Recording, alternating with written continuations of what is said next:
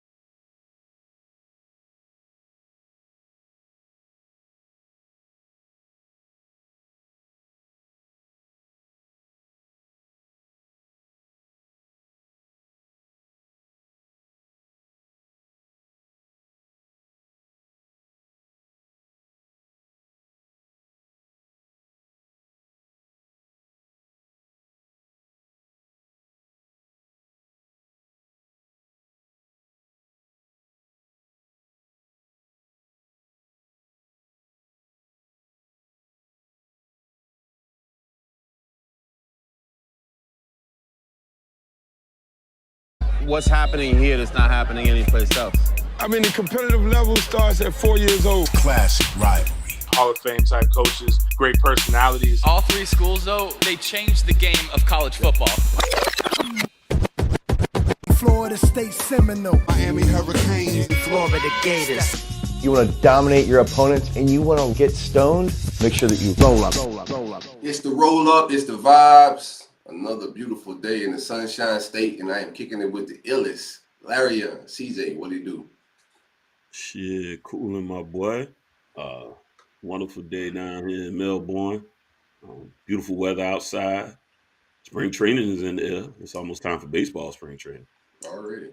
Yeah, man. Yeah, I know I'll go slide down with some of the homies to go watch going to Port St. Lucie. I think next weekend after next. I'm about to say, you're in Florida now, man, so you're around all of it. Yeah, man. If you're in Port St. Lucie, I'll let me. That's like 30 minutes up the road from me. Okay. Yeah, I'm going to be there like 3-4 days, I think. I'm going to be there Friday, Saturday, Sunday, Monday. So I'll be there for that whole, like the 25th. Who's in Port St. Lucie? Who's practicing? Mets, Braves. I know for sure. I can't remember the other two teams. I'm a Red Sox fan, but we in Tampa. But majority. Y'all in Tampa too? Boston and Tampa. That's weird. Right. I know for sure not the Bucks. I'm sorry. Of course, the Bucks in Tampa, right? The Yankees. The Yankees train there too. Yeah. Yeah, the Yankees got their own facility and all like that. It's literally right across from Raymond James Stadium. Yeah, right next door to me is the Nationals and Houston Astros field or whatever for their spring training. So we catch games. It's like a walk next door for us. So we'll catch some games here and there for them boys, man. Couple of dollars, something to do. Pound time. So but that is pretty dope. I made like a guy's trip out of it. So I missed the first two. So this will be the third one they doing. So I'm pulling up and we're gonna hang out, man. No doubt. Or in Port St. Lucie, boy. I'm telling you, I ain't gonna have nothing to do in the evening. Oh, I know. On the downtown. I got a homeboy from there. I went there. From the Pizzle? They call it the Pizzle. I don't remember calling it that, but PSL. I'm telling you what they call it, bro. He born and raised there. I went to visit. Unfortunately, it was to bury his mother, so we went to support at that time. And absolutely nothing. Absolutely nothing. And this girl told us we had to try this pizza. And it was, I really think it was a prank because it was the absolute worst pizza I ever had in my life. I remember me and my homeboy both got a pizza, right? Like I got like a chicken or something and he got a pizza. And we both bit the pizza and looked at each other like, bro, am I tripping? Like, this is terrible. Like, it was the worst pizza ever. I got to get her name. She owed me at least $15. I got to get that back off her. But yeah, nothing to do with Port St. Lucie except we'll watch the spring training. Inflation, that's probably like a $30 pie right now. Gotta get it. Gotta get it. I need that. Already. I need it. I feel like I got punked. How's your boys' weekend? Y'all had a solid weekend? Yeah, man, for the most part, man, I just chill. Really ain't do shit this weekend. Just relax. Went and worked out a little bit. For the most part, just relaxed. And it was a rest weekend for me, bro. Been tired as hell. Been ripping and running busy the previous week, so more so just chilling. And that previous week I came from out of town as well. Came from out of town as well. That previous week was in Panama City. So yeah, pretty good weekend overall, man. I had some good times there, Jay. What'd you call it? God bless Panama City, boy. Man, listen, good times. Good times, Panama, boy. Mm. What'd you call it? I was a nickname there. What'd you call it? Redneck Riviera. That's what they call it. That's a nickname. Yeah, man. I like it. Yeah, went down there. I had some good time. This was my young age. This was when I worked for Target. They used to send us there to they store suck. So they sent us there to help try to fix it up and stuff. Yeah, we called it PC. Of course, short for Panama City. And when I was doing my heyday, that's when that shit was humping. Y'all remember when Dad kind of got stomped out by them? That's when it was jumping. It wasn't no kinda. That boy was sleeping. That boy was drunk. Boys put hands and feet on that, man. A lot of people don't know they used to film way back in the day. What was that? MTV Beach House or whatever? Right. No, it was Beach House. It was Spring Bling or some shit like that. Whatever, yeah, Spring Break. Yeah, Spring Break or whatever. They got that big ass club. I don't think it was Spring Bling era. Spring Bling was more my era. That was a little bit. No, they did something with Spring Break though too. Spring Bling was more OG, but yeah. it was more down a little bit. Great value version. and Tyrese Gibson was there, and it was by that big old ass club. They got that like humongous warehouse that they turned into like the world's biggest club. Yeah, some good times, good stories that I won't share here today. But pleasant nonetheless. My weekend was cool. I stretched my legs a little bit on real quick before Friday. you talk about your weekend, real quick. Imagine those. Let's talk about PC. Real. Imagine those jits though, like the hood stores they telling about. When they see Dak on, on TV ball. Right. The Cowboys, big Right. man. Tell your grandkids, man. Right. I got to be the greatest hood story ever, right? In PC. Look, I got the video right here. Right. Yeah, shit. You popping all that good shit. I hit him in the mouth. I would go and NFT that video of me beating Dak down to make sure it's on the blockchain. I gotta get a secure spot for that footage. Just in case, right? Wipe it. Hey, back in the day though, that should have been sold in the barbershops. The DVD, man, it went crazy. Oh man, that should have been right next to R. Kelly urinating on young ladies. Man, it would have been right next. You would have flicked right next to it. It'd have been sitting right there. Right. Yeah, good stuff, man. But yeah, that was all I did really. Just got out a little bit on Friday and vibed the rest. Saturday, Sunday, I was chilling real hard. But Friday went out, just check the city out a little bit, stuff like that. Nothing too crazy. What about you, sir?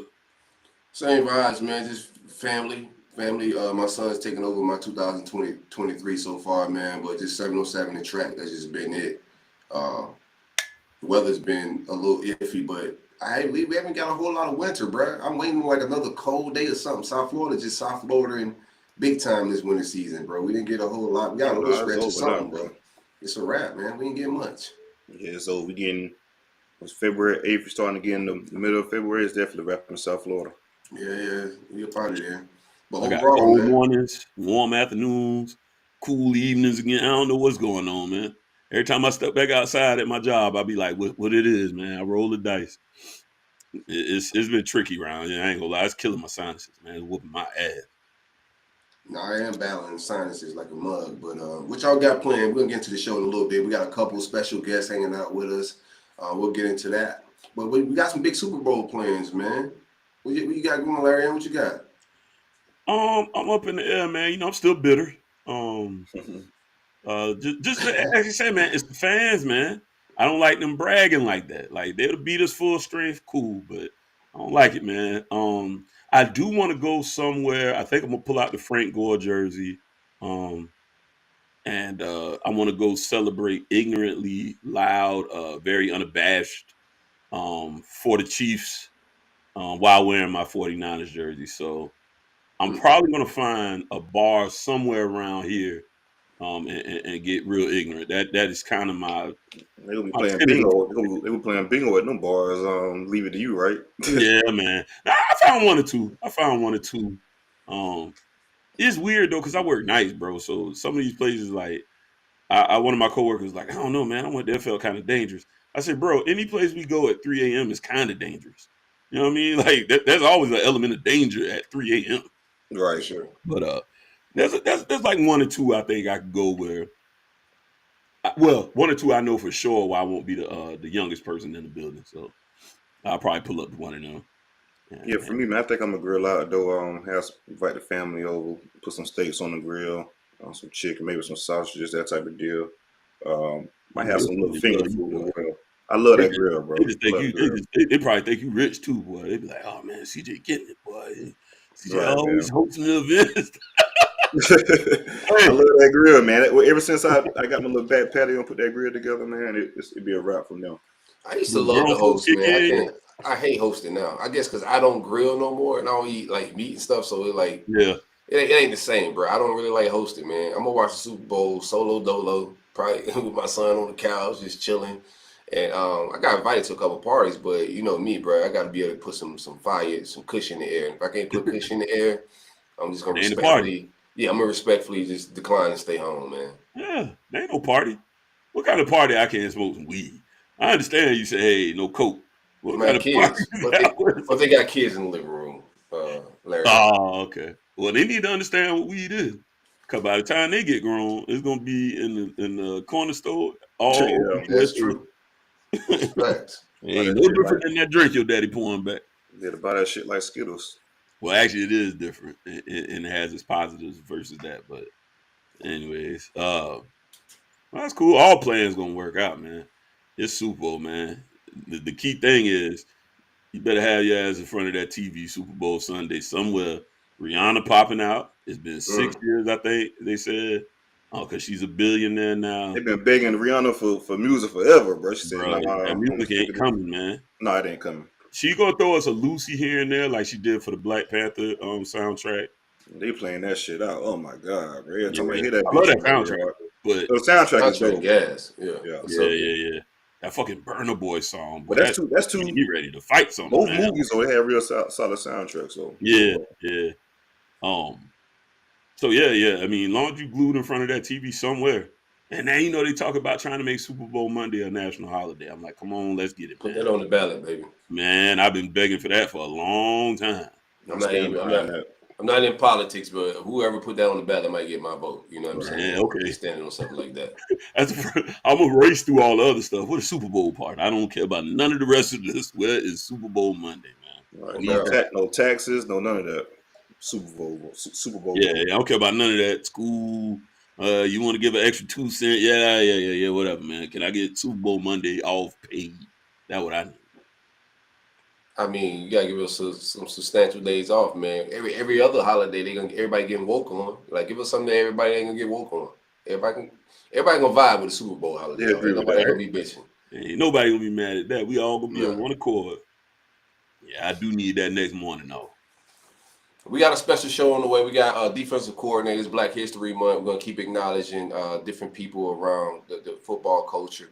We have Ryan Lewis, defensive coordinator for Alabama State. CJ Peoples coming to hang out with us. And also former Hurricane Malik Rosier pulling up to kick it with us and talk a little bit of his former playing days and whatever else he got going on right now.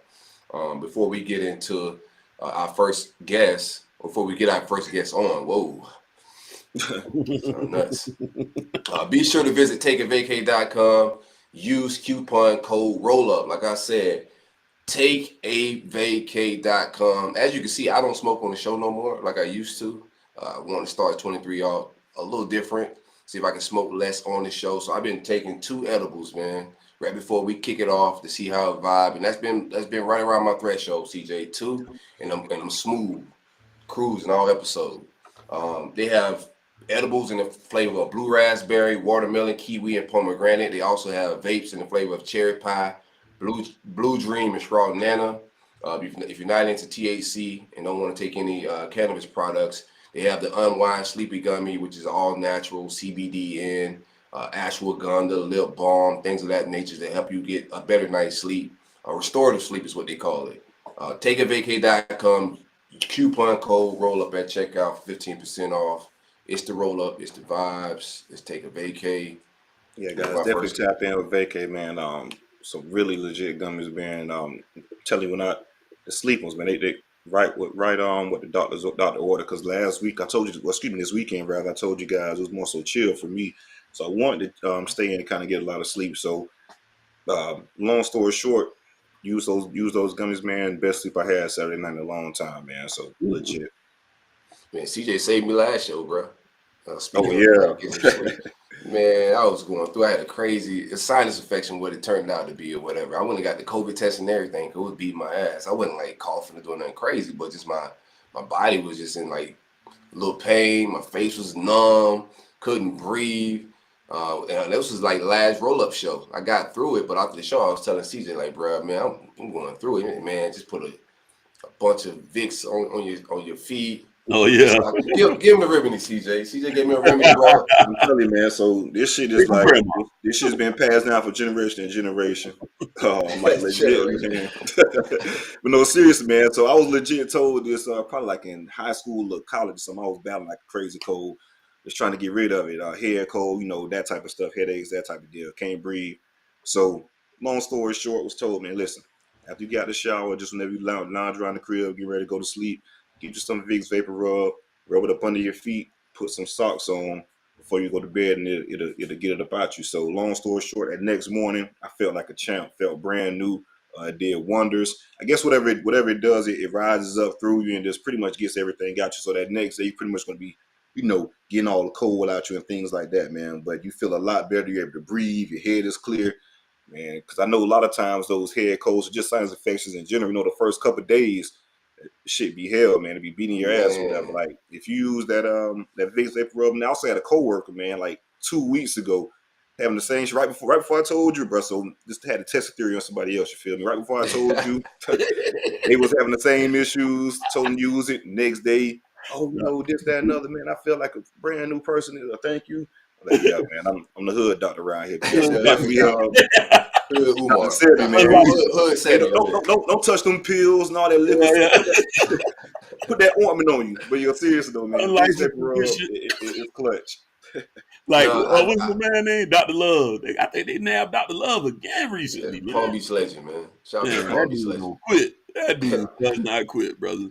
Palm Beach identified the great post. Yeah. They believe anybody with a white coat on. That's the thing about it. Like, you tell them to go get these cannabis products, all this natural stuff. They look at you crazy, but you put a white coat on and say, you're fine. Like, Dr. Love was like 16 years old with a white coat on. And had a whole Love, bro. I'm not going to Dr. Love. It just sounds like a joke. Definitely. I can't go for it. I'm sorry. I can go to Dr. Hart. I ain't going to have a professional headshot and all, dog. That shit's crazy. Cuz was killing it, man. I like dude, man. I think if he could rebrand right now, he would probably get the Drake Hart right there on this Hart. That should be gas. I did Google those with the Vicks Vapor Rub thing to see like what the science behind it. There's actual science about the nerves on the bottom of your feet and them being a part of the nerves that's in your face and nostrils and shit, and it clears up some type of waves or something like some type of breathing shit. Yeah.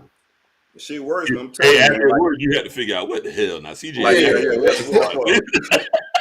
seriously though, bro. Ever since then, though, I don't. Whenever I get sick, I don't take no fucking anything, no pills, no liquid, no Motrin, no none of that shit. Go grab that Vicks, man, and I'll be good within the next couple of days, man. Legit. I usually just down like the vitamin C packs and just a lot of water. As soon as I get like a little tingle and I'm feeling like I'm about to get sick, I just start hydrating and drink some vitamin C. And I did that this time, bro. I took like 20 packs of those things, bro. Within like 24 hours. I think it helped me, but it damn sure didn't kick it. Let's get out of the. Yeah, I'm about to say we vibing right here. Let's get our homie on here, man. Let's get out of the remedy talk. Good doctors. intro your man, CJ. Hey. It's a lot to unpack. It is, right? Hey, got a lot to unpack from the intro, man. Let's talk about it then. We got Alabama State defensive coordinator Ryan Lewis, one of the best young innovative minds in the game today, man. Ryan, what's good, bro? What's going on, CJ? How you doing? What's going on, fellas? Pretty good. So let's talk about the intro, man. What you feeling about the intro? First off, I like the Port St. Lucie vibes. I used to be at where the Mets play. So my boy Mike Bars used to have a facility up under there and train NFL players. And I should send my guys over there to Mike.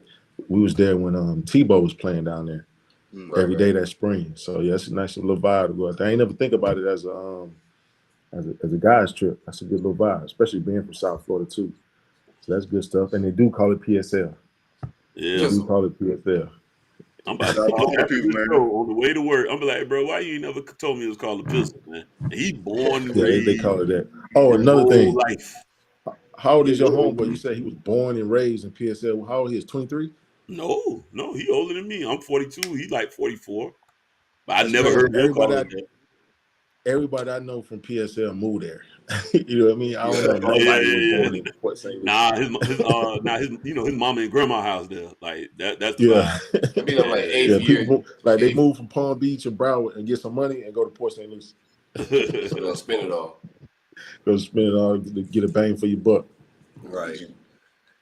What good stuff, man. I like twice the real estate in Port St. Lucie. That's what a lot of people say, though. Yeah.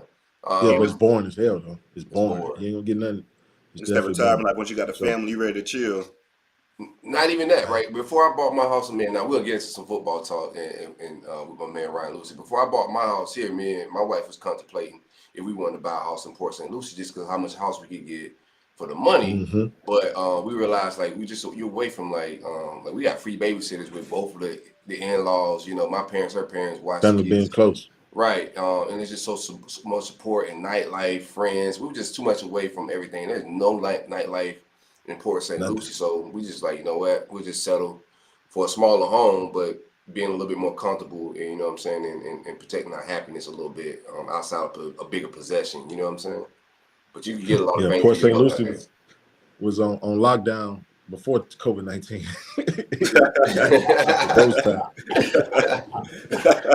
That's hilarious.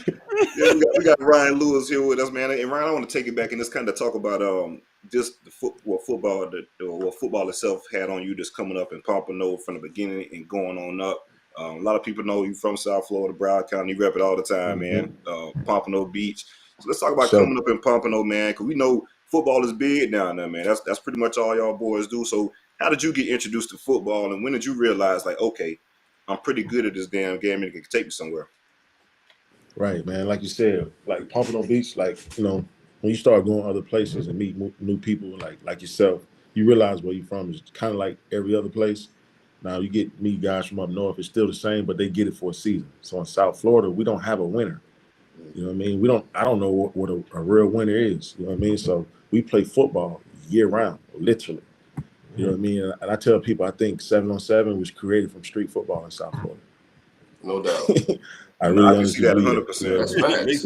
It's created because it came, like, we used to do like Peace in the Hood type stuff off the little 7-on-7. You can. Somebody thought about it, hey, let's, you know, create a type of revenue off. Let's bring it to high school and all that stuff because, you know, all that different type of stuff. But being from Pompano, man, I wouldn't trade my experience for nothing.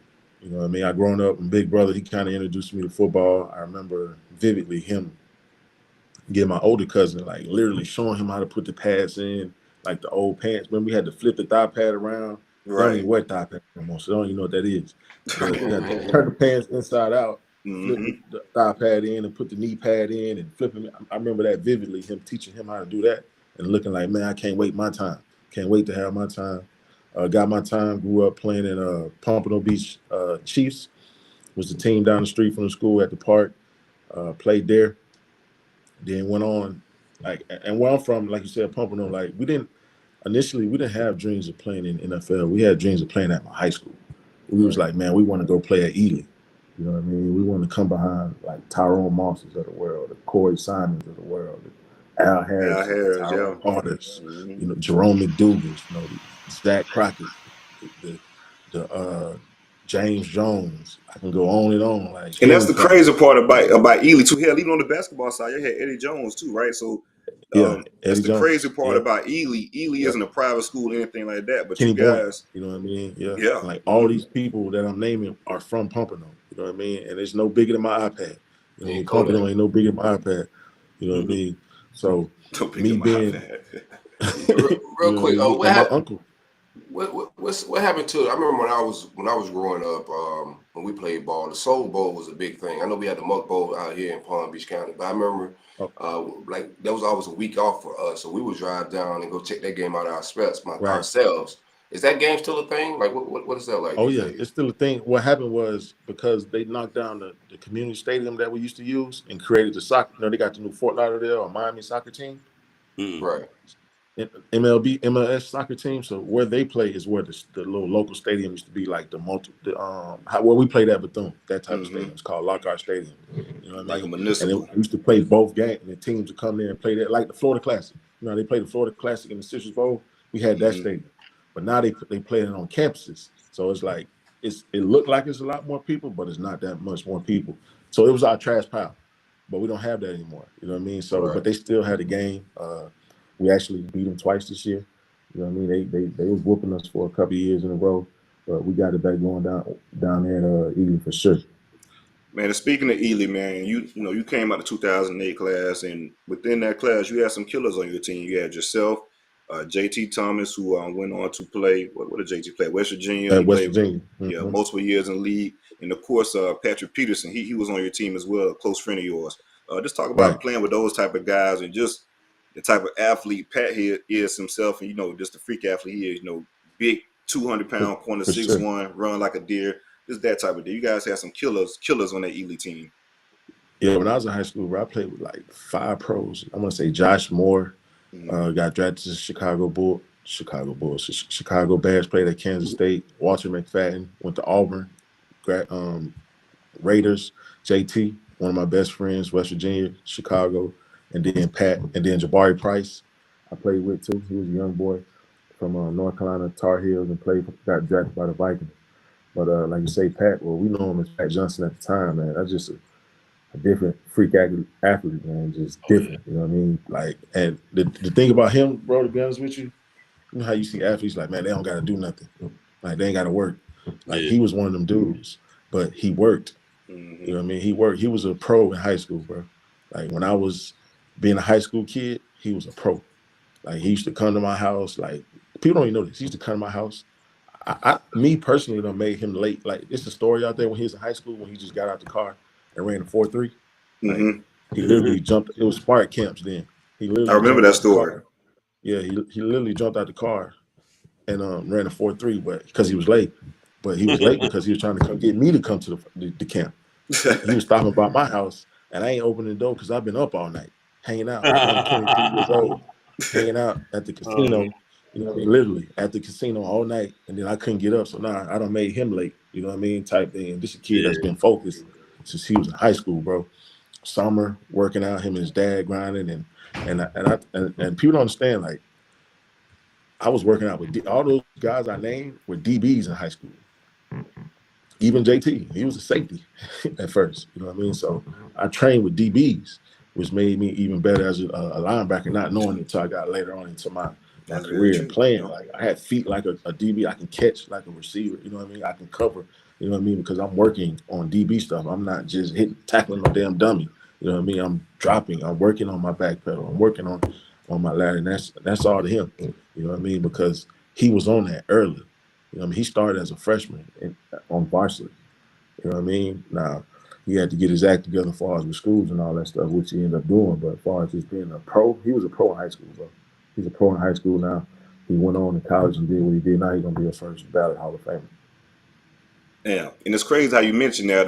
Just because we see all the time, and you can probably attest. There's plenty of guys that was just raw athletically balling. You know, could have been that one, but like you said, they had that pro mentality. Not even the pro mentality, just the work that comes with it in regards to doing that. So you see that all the time. For him to have that at a young age is a testament to him, and also I want to say his father too for understanding the situation.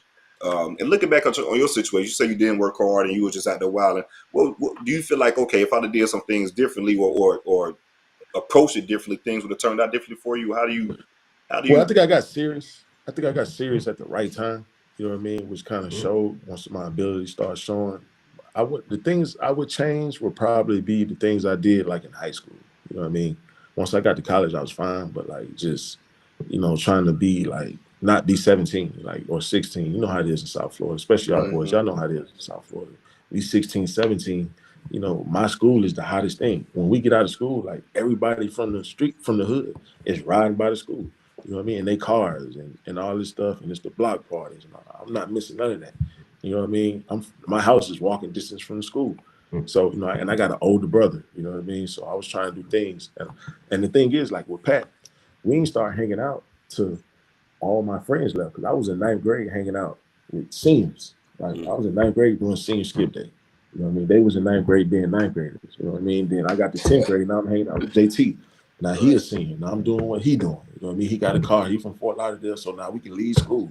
You know what I mean? Then now they gone. Now I'm hanging with my age group. Now I don't even want to do what they doing because I already went to homecoming. I already went to prom. You know what I mean? So it's like I was rushing things and not just staying in the moment in the process of where I was supposed to be. We talking some Black history as well. We got you. That's why we. And that's another thing. Yeah. Y'all should have told me y'all bring me on for Black History, man. I would have canceled. I ain't that important. We like to talk HBCU ball, y'all man. put a lot of pressure on me. You ain't got to be 1-5 though, right? Man. You ain't gotta be football MLK or nobody, but I do want to talk like now in hindsight, like you're a defensive coordinator at HBCU and you went through the recruiting process. Just when you was in that spot as a high school kid, what was that approach like from an HBCU from a football recruiting standpoint? Well, man, to be honest with you, man, I wouldn't be at HBCU if it wasn't for my mom because, like you said, Like we had Patrick, like all those players, even like my cousin Dante Nichols the year before, he was a 5-star and signed in South Carolina and played. We got signed in the league and all that stuff. So we always had, like I've been on big recruiting visits with Pat and all that different type of stuff. So I always felt like I was, as a 17-year-old, 16-year-old kid, better than the HBCU. But my mom wouldn't let me do it. She said, whoever you talk to, make sure you just be respectful. So I remember vividly one day seeing, like, because I know my uncle went to Bethune and my mom went to FAMU. Seeing Bethune, Coach Ross. I know moms with the FAMU. Oh yeah, my mom and my little brother went to FAMU. Go Rattlers, man. And my cousin and my auntie. You know what I mean? It's Big Rattlers. 18-2. You know what I mean? When it comes to FAMU Bethune. You know what I mean? So, and then like some of my friends went to Bethune the year before. So I saw Coach Ross, like I was like, Coach, set me up to visit, man. I want to come to Bethune. Like I know about, you know, Black College and BCR. Like I want to come to Bethune. For me, it's just to go. It's just to go. You know what I mean? I want to go into black school. I got my homegirls that's already there from a year before. And like Jazz Thomas, them, you know, Cam. Jazz and Cam. Yeah. We all went to high school together. They're a year older than me. So I'm like, I'm going to go out there and chill with Phil, you know, Phil Thomas. You know what I mean? And so I'm going to just go see them. So I go. I ain't really serious. I'm just going. It's like 18 of us on the visit. You know what I mean? 17 commit. Guess who didn't commit? Me. You know what I mean? Me. You know, like everybody fell for the wise speech. You know what I mean? Talk about the wise speech though. If you ever get caught up in his matrix, you will get caught up. You will get caught up, Coach. You will get caught up. I'm the only motherfucker. He'll talk to you, but he ain't want to run through a wall. Man. And I'm the only one that didn't commit. You know what I mean? I was in there about 2 hours. He going at it, trying to get me to commit. I won't commit, but I never disrespect. I always answer. Then I started going to school. Grades dropped. So, you know, everything else dropped off. Me and Pat, we took a visit to North. A lot of people don't know. If I could get into North Carolina, Tar Heels, when they had Coach Bush Davis and John Blake over there, God bless his soul. Boys was recruiting. You don't go to LSU. Nah, y'all boys are packaged to North Carolina. Yeah, we go to Carolina. You know what I mean? His uncle was living in Carolina. Like everything was just like right on point. You know what I mean? So, but I stopped going to damn. Your grades had to be bad. They couldn't even get you in with Patrick Peterson. Well, it's not that. It wasn't bad. It's just that you understand North Carolina. North Carolina's schools. They're not gonna let you in with a 2.3. It's kind of like what happened to Arkey. Remember Arkey went to South Carolina? He was eligible for NCAA, but the admissions wouldn't let him in. So he ended up coming to Bethune and becoming an All-American, but he was never supposed to be there. You know what I mean? So it was like that. I was eligible, you know what I mean? But that 2.3 wasn't going to fly at North Carolina. It would have flew with Patrick Peterson for me. Oh, for sure. So, all right, so North Carolina to work out. How that phone call go with Wyatt? It's Ross at this time. Oh, okay, now, Ross. I take a visit to Morgan State. So Morgan State, when I take my visit to Morgan State, they have 8 players on the team that's from my high school. Morgan was shopping in South Florida like that? Yeah, and Coach, what's his name? Don Ely. When he was there, Coach, he had like 47% of his roster from South Florida. Damn. Okay. 47. You know what I mean? He loves South Florida. So the quarterback, the running back, 2 offensive linemen. The quarterback's my first cousin. The defensive end was my first cousin. You know what I mean? The running back, the offensive lineman, the safety, the linebacker. It was 8 of them ones. So, you know me, I'm like, all right, I'm going to take the visit. So now they in the mix. I take the visit there. Now everybody think I'm going to Morgan because the whole family there, you know, players there on the team. So, you know me, I'm like, well, I'm going to go the other way just because all them going in. Yeah, that's definitely you. It had nothing to do with the situation. It was just that I'm going to go this way and they're going to go that way. I'm going to interrupt y'all real quick, man. Like, the Ryan Lewis y'all see today, bro, is a completely different. Totally different. It's totally different. It's totally different. Give me some old Ryan Lewis, CJ. Yeah, Ryan Lewis. He was a lone shark, lone wolf, man. Like he did shit his own damn way, bro. He didn't bite his tongue for nothing, like nearly nothing. How Ryan felt, he go fucking say it, man. And he cut it drop. He one thing about Ryan, he real though, like 100% real. Yeah. And if you ain't a guy, if you ain't a player, he ain't back then. He wasn't really fucking with you at all, bro. He wasn't. And it took a certain type of person to deal with me. To this day, it takes a certain. And I'm like the best friend you can have. You know what I mean? But if you don't want to hear it, like you don't want to deal with me. You don't want to be around. You don't want to be around. You don't want to hear it. Because you're gonna hear it at the time that you know what I mean that you don't want to hear it. Yeah. You know what I mean? So I took. Yeah, go ahead and finish giving the story though.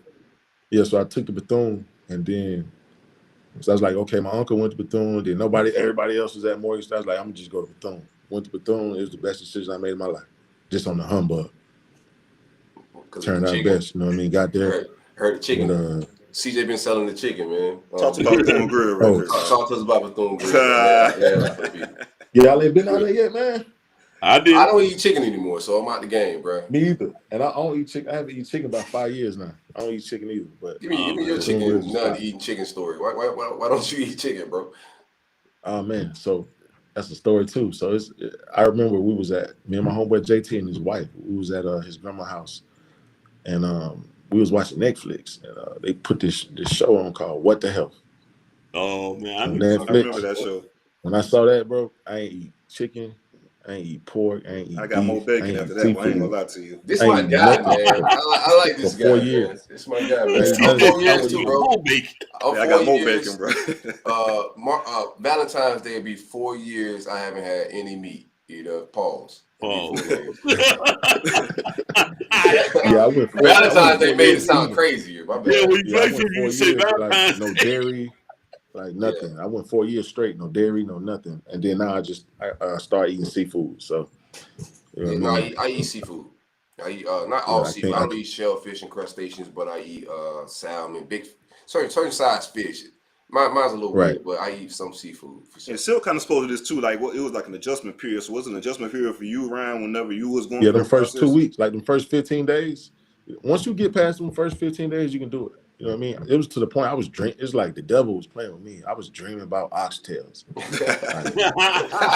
like weird stuff like that. Like, you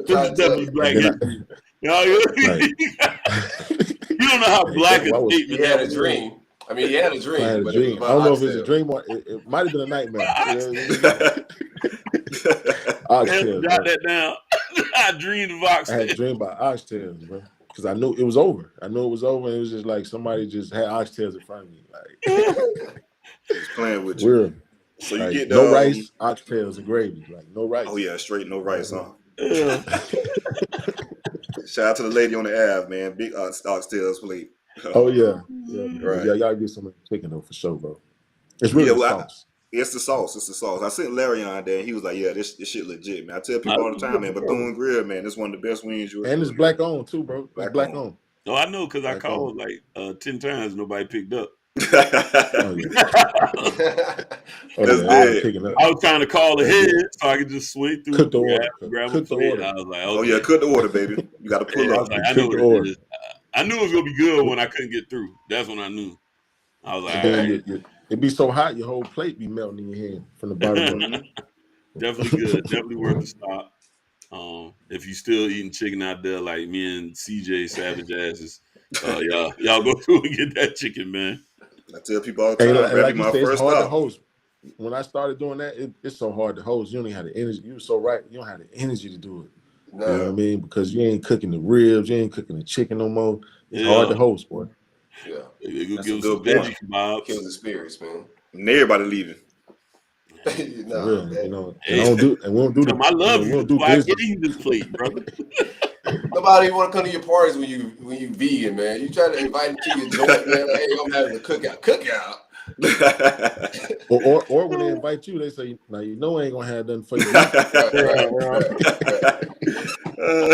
Right. Oh man. Or the stuff they think. Or the stuff they think vegan ain't vegan. They got sides. You know, they hit you with the sides. Yeah, we got sides. So Ryan, you get the Cookman, man, and you get the Cookman, and you did with Wild. So talk about the years with Wild that you had, because I had Wild my freshman year for a semester, and I got stories to the rest of my damn life with Wild. You was there, you know, you had them more than that. So let's speak about Alvin Wild, your doing your time at Bethune coming here as a head coach. Right. So I had Coach Wild for 2 years, man. Those were probably the most important 2 years of my life because, like you said, you get caught up in them stories. Like when I was a freshman, I knew the people in front of me was better than me.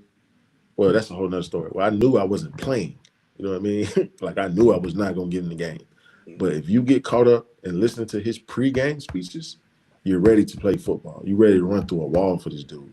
So now I'm getting amped up and getting ready to run through a wall that's not there. You know what I mean? Like, I'm not even playing. You know what I mean? So that's the type of message that he had with his voice, man. And he did a lot for me. Like why was one of them dudes? He's a real player coach. He's a real player coach. Once he realize that you got his back, he's gonna do everything he can in his power to make you be successful and do what he take to do. So if he told you he was gonna throw you the ball 10 times a game, and he told you that, guess what he gonna do? He's gonna throw you the ball 10 times a game. Literally, he's gonna make sure you had those 10 targets. So I mean, he was definitely a hell of a players coach. Did a lot of great things. I had a good position coach and a coordinator. I was so blessed to have the coordinator as my position coach, which is Coach Mark Lipton's. And he taught me a lot about how to play with my eyes and how to read and all different type of stuff. So without him, I probably wouldn't have been the player I was as far as with my eyes and being able to read. And then, well, I ain't gonna go too far into after what the next coach, but we'll jump as far into as why. Yeah, as far as why, man, it was amazing. Yeah, and that's true, man. Because you probably remember this story too. We talk to this day. You and Coach White. Well, we hit him up, but I still need my reward too, bro. You hit him up. You remember that? For wearing that jersey. Yeah, the Savannah State game, right? So we it was my freshman year too. He took care of you though too. He was gone soon as after that. First, you know what I mean? Like, but see, that's the thing. I ain't get to fully see it because shit. Right after that, they fired my dog. Because they fired him. Right. Yeah, they fired him. But yeah, long story short, my freshman year, I was returning kicks or whatever, and we was on the road playing Savannah State. And they left Reggie's jersey, number 11. Reggie's jersey. Yeah, they left Reggie's jersey. I wore number 6 my freshman year.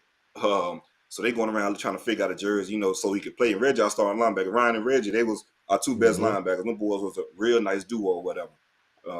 So long story short, like, Wilson, he brought a real, Wilson, we got a big game right now against Savannah State, man. They not gonna really be kicking it deep. So, Reggie need that jersey.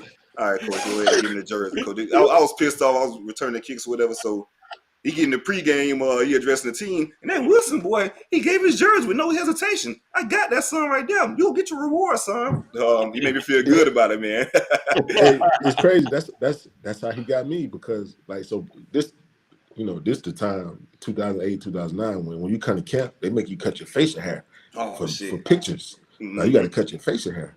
So we got dudes who got full beards like y'all in college. And he said, the president, champ, want y'all to cut your face for these headshots. I got to do it. It took like 3 to 4 hours. Hey, nobody was going for that crying. Shit. Like they crying. Bro, like, man. I'm gonna search online too to try to find that media guy. So it's bad. Like cops, I have it too. I actually have it. But we was looking nuts, but I ain't gonna lie to you. It's bad. But me, this round of time, I had like 3 little hairs. So I'm the first one. I got my done, coach. Like, shit, I appreciate that. I got you for life. You know what I mean? And then he had the whole team meeting. Champ, you doing all that crying about some hair? He talking about everybody. Then I got Lewis. He's like, I got Lewis who just did it. I got that boy. You know what I mean? And he had me ever since. That's no lie, bro. True story. But now people pissed about that shit. I need medical exemption. I got people who had full beards. We had extra stage. They take care of you like that. Fred, no, remember CB? We had a player from Ocala, CB. His shit was like this. He was like Jesus, right? And son, and Bennett, I don't even recognize you, son. These teachers are scared of you. He said, these teachers are scared of you, son. I can't even tell your mama how you look right now. Like, these teachers are scared of you.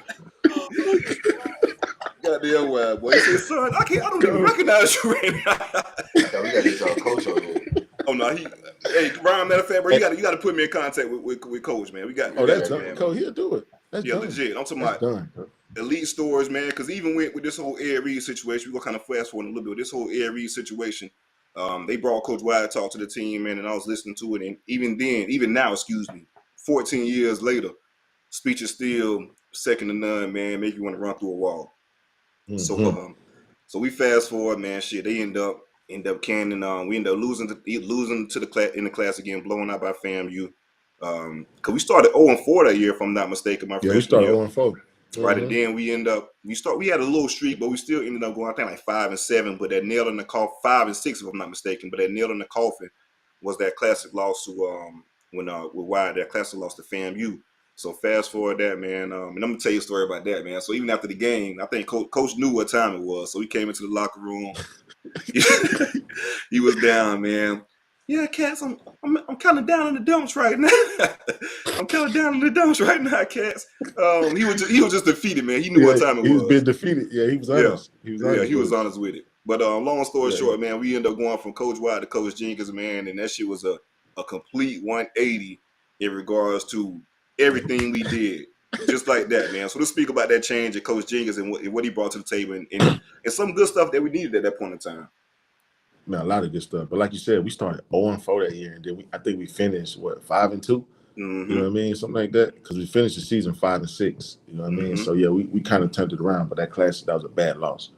But like you said, we transitioned to Coach Jenks, and man, Coach Jenks changed. Coach Jenks changed the MEAC. Yeah, he did. You know what I mean. Coach Jenks changed the MEAC, man. And when I say Coach Jenks, I mean everything, like from, you know. Even the people who hired Jenks had something to do with that. You know what I mean? So it's like, it's not just him, but it's the people that took the chance on him, that decided to take the chance on him, that stood with him. You know what I mean? Lynn Thompson, you know what I mean? All those, everybody over there too matters. You know what I mean? Because they was receptive to it. A lot of people is not like that. Why was it a risk for the people that don't follow HBCU and don't know who he is? Why was it a risk of a hire? Well, it wasn't a risk. He was never a head coach at the time. You know what I mean? He was never a coordinator at the time. He was a wide receiver coach in New Jersey at Rutgers. He just had got there. You know what I mean? Right. It was a great hire because he's a South Florida guy. You know what I mean? He had experience at HBCU briefly. You know what I mean? Real briefly, like a cup of coffee. But was from Florida. You know what I mean? The coach type vibe. But you know, when I say take a risk, I mean they humbled themselves, you know what I mean? Like school humbled themselves for him and did a lot and opened up to him and it helped us grow as a university, which grew to me at, you know what I mean? Because now another team has come to prominence and dominance at the time. And it was like, how do they do it? And everybody start hiring, you know, coaches, you know, assistant coaches from bigger schools and then start working, you know what I mean? But for us, man, we had to run. Like they hit the ground running, you know what I mean? And the thing was, they had a team full of guys that had the mentality of what he wanted done already, and he added transfers and the coaching staff. Like it's like everything was perfect. Looking back at it now, especially like everything came together. When people worked like all night. I ain't gonna say like what I wanted to say, but they worked, especially not this month, right? Right. All night, tirelessly. You know what I mean, to get stuff done for us, man. And they did a job of that, bro. And it turned around. We won 10 straight games. 10 straight games out the gate. We put up like 80 points at a time. You know what I mean? We led. Actually, still got the plaque when we led NCAA in turnover margin. You know what I mean? In the nation, we led the nation in turnover margin. You know what I mean? So we did a lot of interceptions and turning the ball over. We had number one offense. You know what I mean? So it was just a roller coaster. It should have been 30 for 30 for that one, man. Especially that summer. Ooh, them summer workouts, man. That was a whole nother level. Let's talk about them summer workouts, man. Because I feel like still that's the hardest shit I've been through, and we embraced it too. That's the crazy part about it. And I give Jinx a lot of credit in regards to what he did and instill that mentality, but at the same time, we was player led too, bro. Because the shit we was doing on our own, bro. For sure. No team in the country was doing that as far as no team wasn't doing. Right. Just talk about every day what we was doing, pretty much after dinner every day for hours at a time. Man, just working, man. Dog. We used to just hit the field. We running hundreds. Like everything was competition. Everything was competition. Even how we talked to each other was competition, bro. We had so much competition out there, so much leadership from each level. It wasn't just me. We had young guys leading. We had older guys leading, from guys who wouldn't talk leading, bro. We had so much leadership out there. It was crazy. We'd go out there, do 7-on-7 by ourselves and just work. You know what I mean? Just go all night, bro. It was crazy how we worked. You know what I mean? But it matched the mentality of the coach, and the players' mentality matched, and it gelled together quickly. Gelled together perfectly, man. We had 31 teams for our summer conditioning test, and this shit was cake, bro. Like it was cake. Easy. Everybody passed. It was everybody. Cake. Nobody failed. And this we talking about 30. The majority is like 21 teams is like pushing it. We did 30 of them shits, and it was easy. It was just a different work ethic. Easy. And you kind of spoke on it too, man. We rolled off 10 straight games and put the MEAC on notice with what we were doing. And just in 2010 in general, bro, you was a different fucking animal, dog. Like He kind of spoke about it in regards to his feet work and stuff like that, man. He's probably the best coverage linebacker I ever seen, man. He's had 10 interceptions in your career, if I'm not mistaken. That 2010 year, you had like 80 tackles, 17 for loss, 4 picks, and 3 defensive touchdowns. You was all over the fucking field doing everything, man. It was one of the best all-around linebacker performances I've seen on any fucking level, man. So let's talk about that for a second, because you know the work you put in that summer, man. So just kind of talk about how it translated to the field that year. Yeah, that was crazy. That was a crazy year, bro. Yeah, that was, and then it wasn't even just me that year. Like, that was a crazy stat line you just said. But then you had like Mike Williams had 6 interceptions and only started 3 games. Or Key, another All-American. And then you had another guy who played the same position he played, had 5 interceptions. You know what I mean? So that's 11 interceptions from the 2 safeties, and one of them only started 3 games. You know what I mean? Then you had Reggie, he had 3 interceptions. Then you had the DN, Ryan Davis, who had 10 sacks and 16 tackles for loss. You know what I mean? But for me, bro, it was just the work I put in, like I said, in the summer, bro, and working with DBs, bro. I think it was a lot of DB work, and I also played baseball.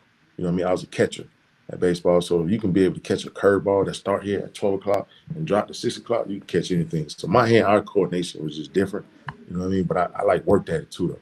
You know, I worked with DBs, so we always catching the ball. We used to when we was in high school and college, they used to have these little training magazines with like Champ Bailey. They'll have they workout in it this week, and then the next week it'll be Ty Law. And I just remember them having these tennis balls and dropping them and running, just doing all the stuff that the pro dudes was doing, and just working on my hand-eye coordination. And then, like I said, I trained with Al Harris, Tyrone Carter, you know what I mean, Patrick Peterson, like corners. And when I was training with Al, they was in the league. We was in high school. You know what I mean? We had the same trainer, Tony Sands. You know what I mean? Down in South Florida. You know what I mean? He played at St. Thomas. Played running back at Kansas. You know, Michael Irvin, them family members. But I hired him as my trainer. So now I'm working out with these dudes, seeing how they work, and I'm doing the same thing that they're doing, and hand-eye coordination, all that good stuff, bro. And it just worked for me, dog. And I just made a lot of plays, man. Yeah, and that was the beginning of that MEAC run. I think we ended up winning 5 of the next 6 MEAC championships. 5 out of 10. Yeah, 5 out of 6. And then that next year, the one we didn't win, we ended up getting second in the MEAC, and we ended up we ended up being DJ dropped the interception. Right. Oh man. And hit him in the face mask. DJ could not catch, and then hit the dude behind him, caught the ball, like movie type stuff. Movie touchdown. And it's crazy because we came up second in the MEAC, and we ended up beating the MEAC champion, Norfolk State. The MEAC champions. Right. Yeah, so Norfolk State, yeah. But yeah, I tell people all the time, man, that was one of the greatest runs in HBCU football history in regards to what Jinx did and what we started, what Jinx did to carry on. Because even after that, those guys took it to another level, man. Because, they beat FIU, beat the Division I team and things like that. It was just a different brand. Back-to-back years, too. Back-to-back years. You know what I mean? And we blowed them out. Hey, CJ, was your man Ryan on the roster when y'all played Miami at that time, when y'all thought y'all was about to win it? So talk to him about that, bro. We legit talk to him about that Miami game, bro. We had Forrest on, we had Ryan Davis on, and all them boys, man. Let's talk about that game. Legit. And tell them boys, did they pull the plug? I'm gonna tell you my perspective. They took the check. I'm gonna tell you my perspective about the game, right? And I felt this way after the game.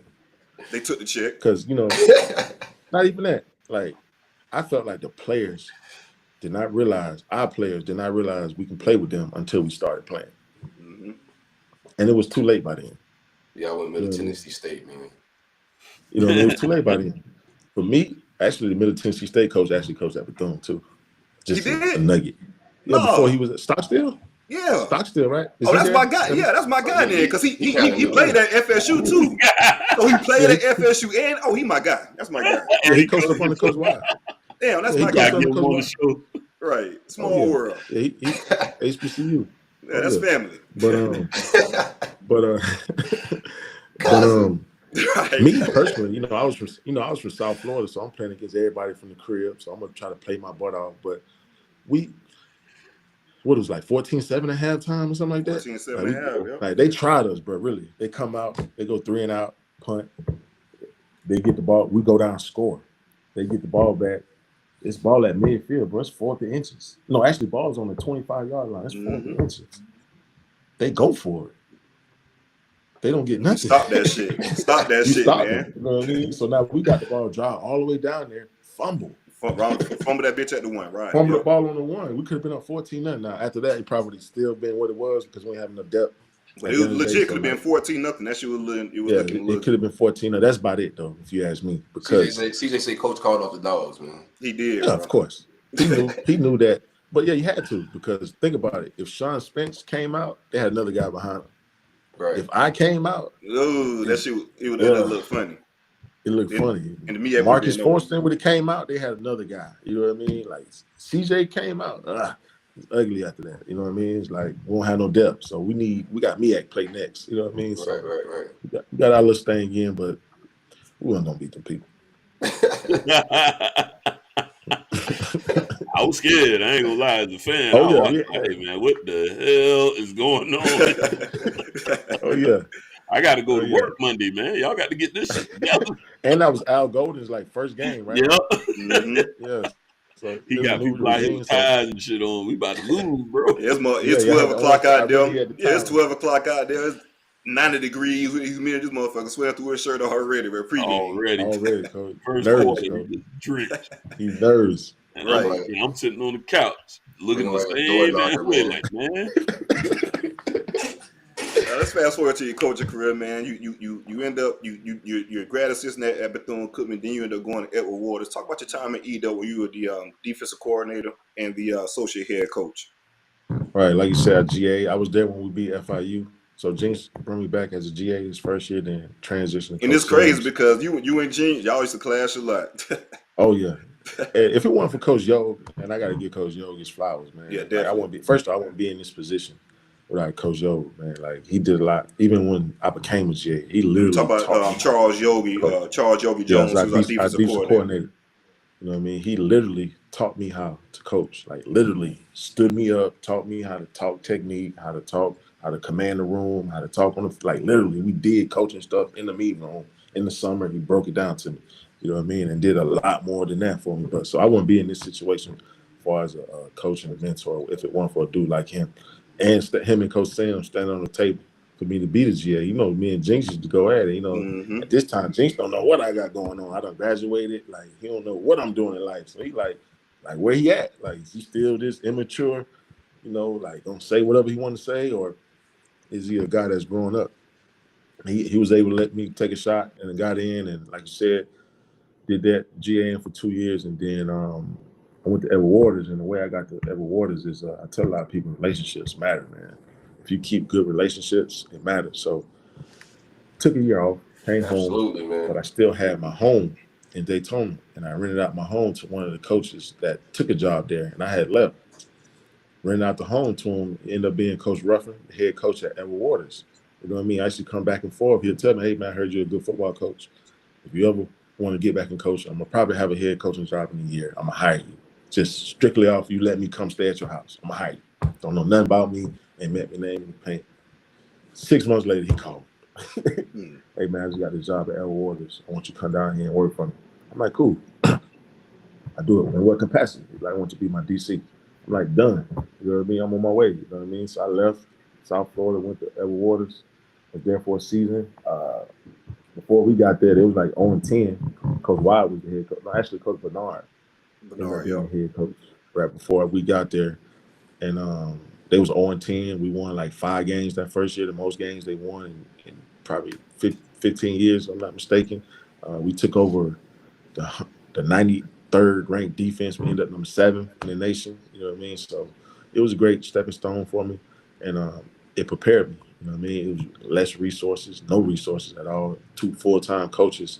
So I had to do a lot of stuff with the people that I had, and we did a lot of it, and it helped me grow and be able to, you know, be where I'm at now and be able to deal with more people on staff and have more help, you know what I mean, learning and doing stuff alone by yourself. Yeah, you speak about, now go ahead, bro. My bad. Go ahead. You got it. Now, if you had something else, you go ahead and add to it.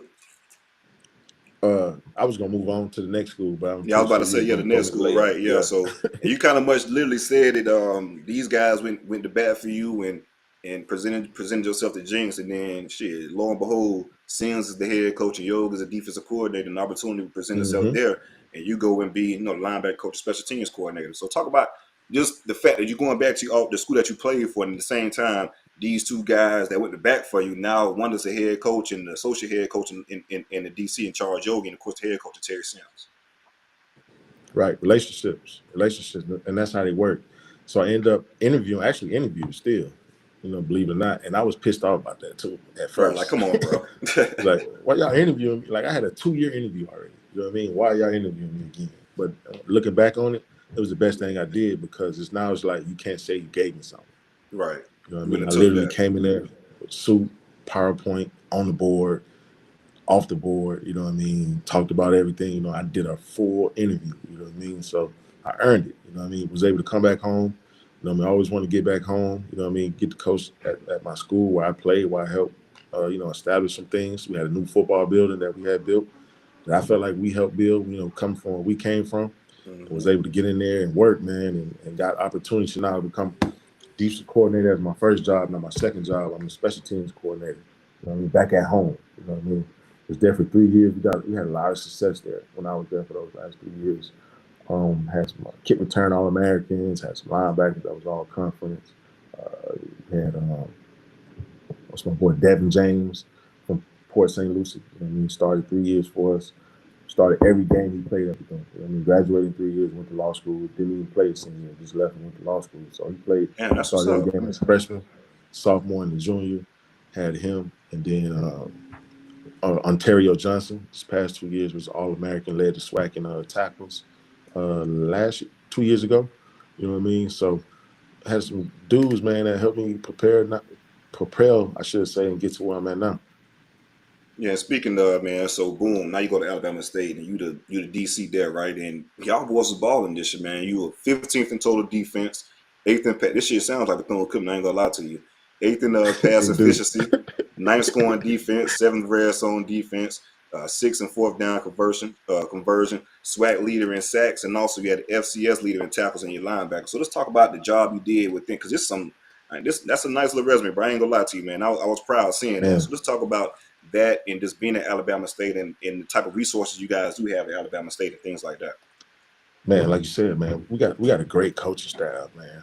Great coaching staff, full coaching staff. You know what I mean? We have a lot of guys on staff that help with that. Like I said, our special teams coordinator, linebacker coach, which is Coach Billy Gresham, who played linebacker here.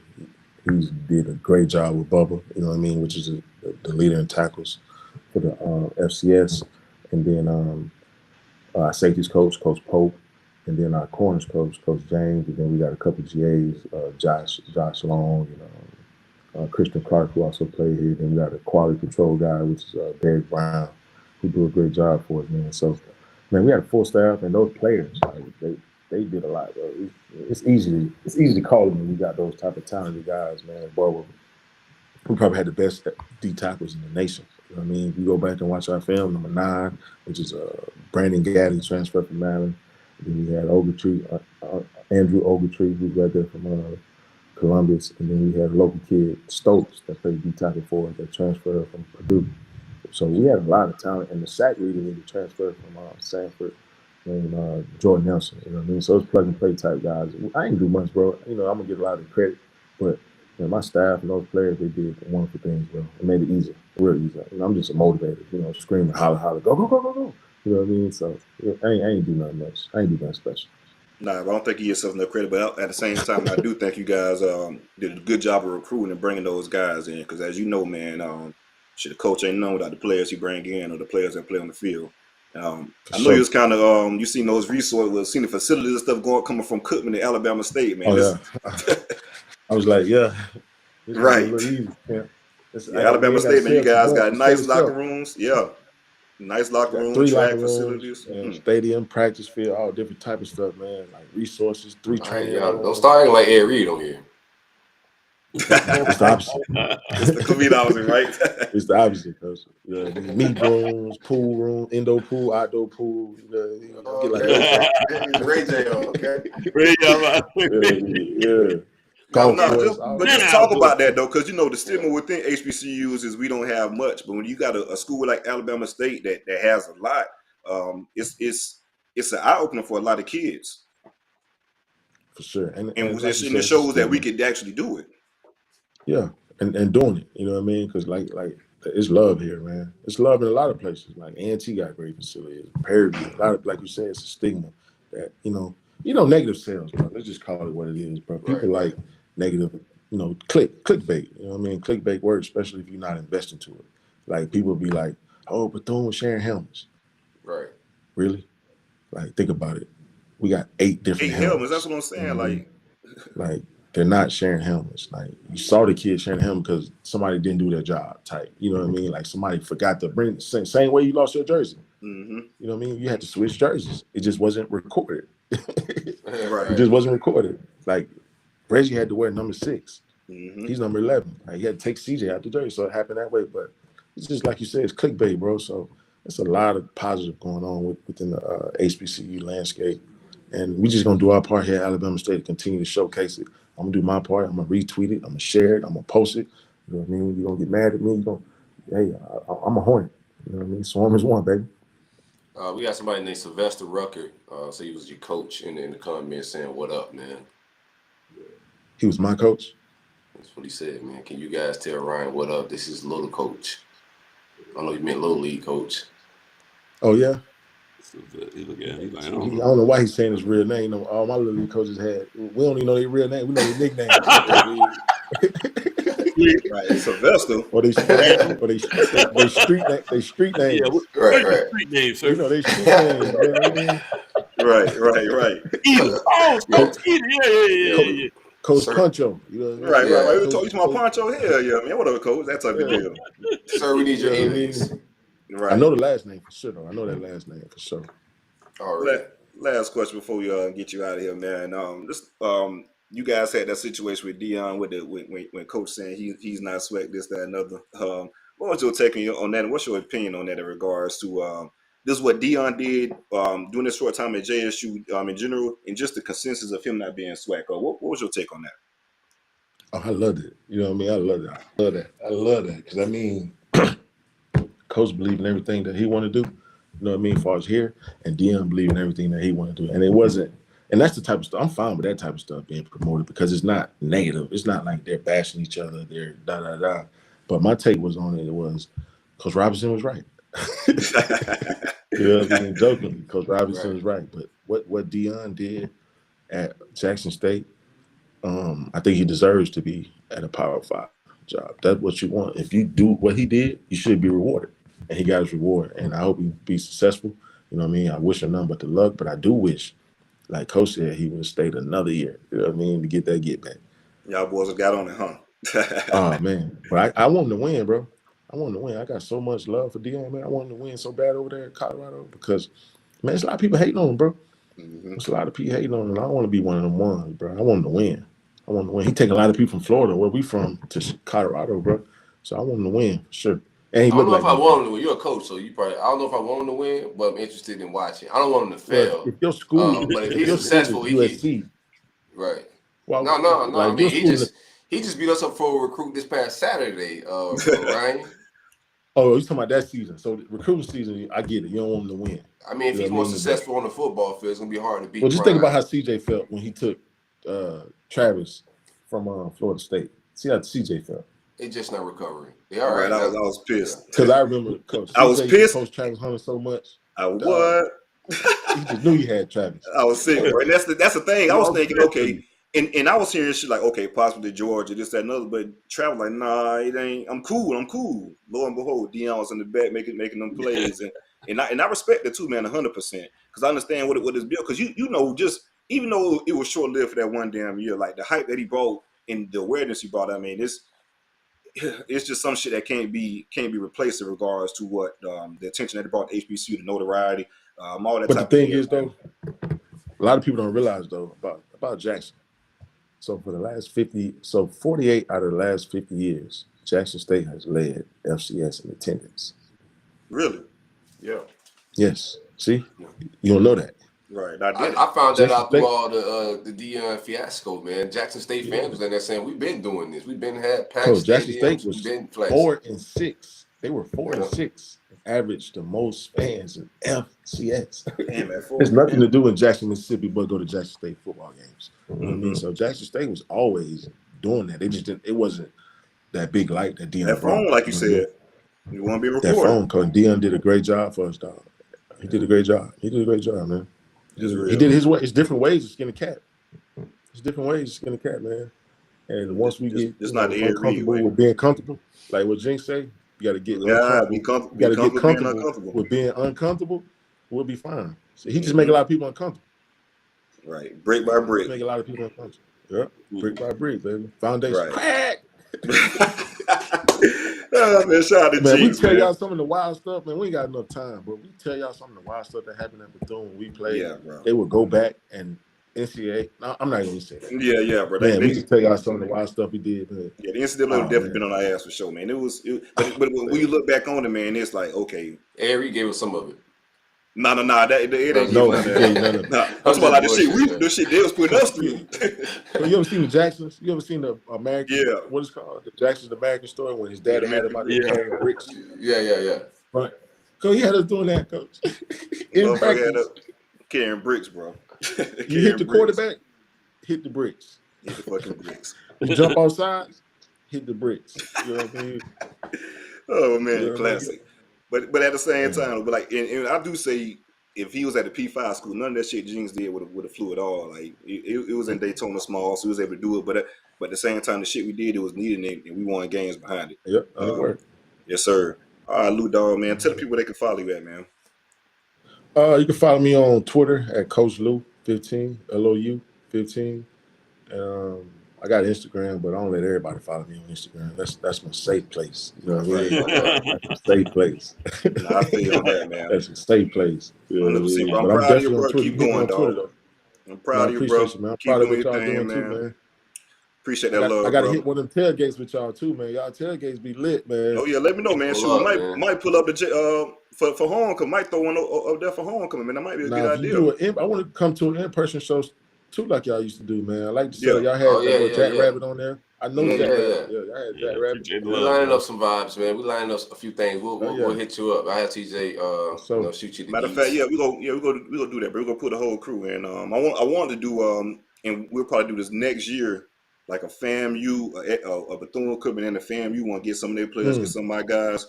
How y'all did with Miami Florida State? Yeah, exactly. Yeah. Right. The listener in the comments said Coach Lott, man. That's his coaching name is Coach Lott. L-O-T-T. Yes, Lott. Yeah, that's what I'm saying. See, that's just, I don't know your real name, Coach. I know your nickname. Yeah, I was little. Right. You want to give it a government name. Now, come on, bro. Yeah, that's my guy, man. Yeah, man. It's been a pleasure, bro, man. Much love, dog. Already, man. Appreciate y'all, man. Yes, sir. Already, Easy, man. bro. Hold it down, bro. I'm about to stay on the where I go to listen, just to listen, be a spectator. Shoot on the YouTube link. We got, I think, Taylor, we got Malik. We can run it back to back, man. One time for the great folks at State Farm Insurance, Allen Horn Insurance. Give them a call at 706-692-2888. Insuring the states of Florida, Georgia, Alabama, and Tennessee. If you need a home, auto, your life insured, your trailer insured, your motorcycle insured, anything you may need insured or any other financial services, give my guy Allen a call. Allen is a former Gator and baseball pitcher and also a Yankee and also a supporter of the Roll Up Network. Give him a call at 706-692-2888. If you want to follow him on social media, that's SF Agent Allen H. It's the Roll Up. It's the vibes. We got Rozier. He's in the chamber back there. Oh, there you go. Hey, how are you guys? Pretty good, bro. Pretty good. For those who may not know, I'm sure everybody familiar with our platform is familiar with them, but allow me to introduce to some and present to others, Malik Rosier, former Hurricanes quarterback, the streak breaker. You know what I mean? We shall forever be. Listen, I had to listen to this shit. You good forever, man, with that one, bro. Man, after that, it's like, hey, bro, there can be no hate. I don't care whatever happened. You broke the streak, man. We needed that. Definitely did. 7 years was too long. That was ridiculous. Bro, let me tell you, I love every minute of it. I was watching on the stream, bro, and my homeboy was texting me. So my stream was about 30, 40 seconds behind his. So when the touchdown happens, he's like, oh man. I'm like, oh shit, what's about to happen? And getting this, I'm like, man, I'm losing my shit. Like, we just won the Super Bowl, and I was like, man, I just needed it to stop, man. I thought we won the Super Bowl too because Blackman threw the touchdown, Arden Tate the drive before, and I'm like, okay, cool, we got y'all. And I think Malik, if I'm not mistaken, you got sacked on like the first and second down and kind of put y'all back a little bit. So, oh yeah, we definitely got this shit now. Yeah, I had like the first one was a throwaway, the second one was a sack, and then Braxton Third Berrios down had a to huge Berrios, third down. goddamn. Yeah, you got he's so good, man. I don't care what anyone says. Yeah, Berrios killed us that whole drive, man. He killed a lot of teams. He killed teams all season. And it wasn't even you guys. Like he killed Notre Dame. There was a bunch of teams that he was super impactful for. So yeah, lucky to have him. I know we kind of jumped ahead into that game, but I do want to speak on something real quick because your family's from Wakulla, if I'm not mistaken, right? Yeah, so Wakulla, Tallahassee. So 3 of my sisters. So you know exactly about. Yeah, I know exactly. Yeah, family went to 3 of my sisters went to Florida High. My godbrother went there as well, Trey Donaldson. So 4 athletes coming out of Florida High. Yeah, so that's my godbrother. So yeah, a lot of family in Tallahassee. I'd say most of my family is from Tallahassee. If not Tallahassee, then Wakulla. So a lot of ties to the 850. So it was good to get a win. We're really up there. Yeah, it was at home too because it was crazy. I was at a gas station one time drinking the FSU stuff, and an older woman comes talk to me. Hey, you know you're an FSU fan? My grandson played for Miami. Oh yeah, who was your grandson? Malik Rosier. Oh really? No, small world type of deal. So I met your grandmother at the gas station just on some. Oh wow. Yeah, a lot of family there. I would say like a good population of like Wakulla is like my cousins, so a big extended family down there. So I'm there all the time. Dope. That's what's up, man. Well, welcome you here, man. Been trying to get you for a little while. Had a couple of scheduling conflicts. I was like, man, I'm scared. I don't want to even announce it. Felt like I was going to jinx it, but I was like, I got to get my guy on here. So I guess, we'll take it back to grassroots a little bit, man, and then we'll bring everybody up to date on what you got going on right now. Let's take it back. To we won't go back too far. We'll go back to recruiting. So obviously you're a high school athlete. You're getting some looks here and there, and eventually Miami comes knocking. How did that whole situation kind of shake out for you ultimately? Yeah, so honestly, I was blessed. My quarterback coach, his name was David Morris at the time. He actually trained Jacob Coker for the Florida State fans. So he had Jacob Coker, who was at Florida State. When James Coley left FSU, went to Miami, he had the connection. My QB coach knew I was a huge Miami fan. So he was like, hey, let me see if I can get, James Coley to fly up here and see you. And it was crazy because the day that he actually saw me, it was torrential downpour. I don't know if you guys know this, but Mobile, I think gets the most inches of rain per year. So I know in 2015, we beat Seattle for the rainiest city. So it rains a ton. Yes. And look it up. When it rains all day. It's all day. It's like 24 hours. Sometimes it'll go almost 2 days of just nothing but rain. So when Coley came down, it was unfortunate. It rained on us. And, I can say that when I was out there, I was pissed. I was mad. I was like, man, like it's raining. Like this is my first, big D1 that's coming to see me. And fortunately for me, like I was prepared for it because, like I said, it rained there a lot. So, and you can ask Coley this for yourself, but I didn't have one incompletion. And that was really one thing that made Coley offer me was that the fact that, I didn't try to cancel because of the rain. There's times where like that you can't control the elements, whether it's snow, whether it's rain, whether it's cold, whether it's windy, whether it's, Miami, it's 97 degrees. Like whatever you get that day is what you got to play with. So that's one thing I tell a lot of my kids, you got to control what you can control. And luckily, I just controlled what I could do, which was throw a football at the time. And Coley offered me. But I would say the recruiting process has definitely changed from when I was in high school to now, for sure. Yeah. Who else was after you at that time? I had a couple big D1s. So I had Alabama come through. It was funny. I was talking to Saban since I was a freshman. So another Florida State guy, Chris Casher, went to my high school. So when Chris was getting recruited by a lot of the colleges, Nick was a big process in that as well.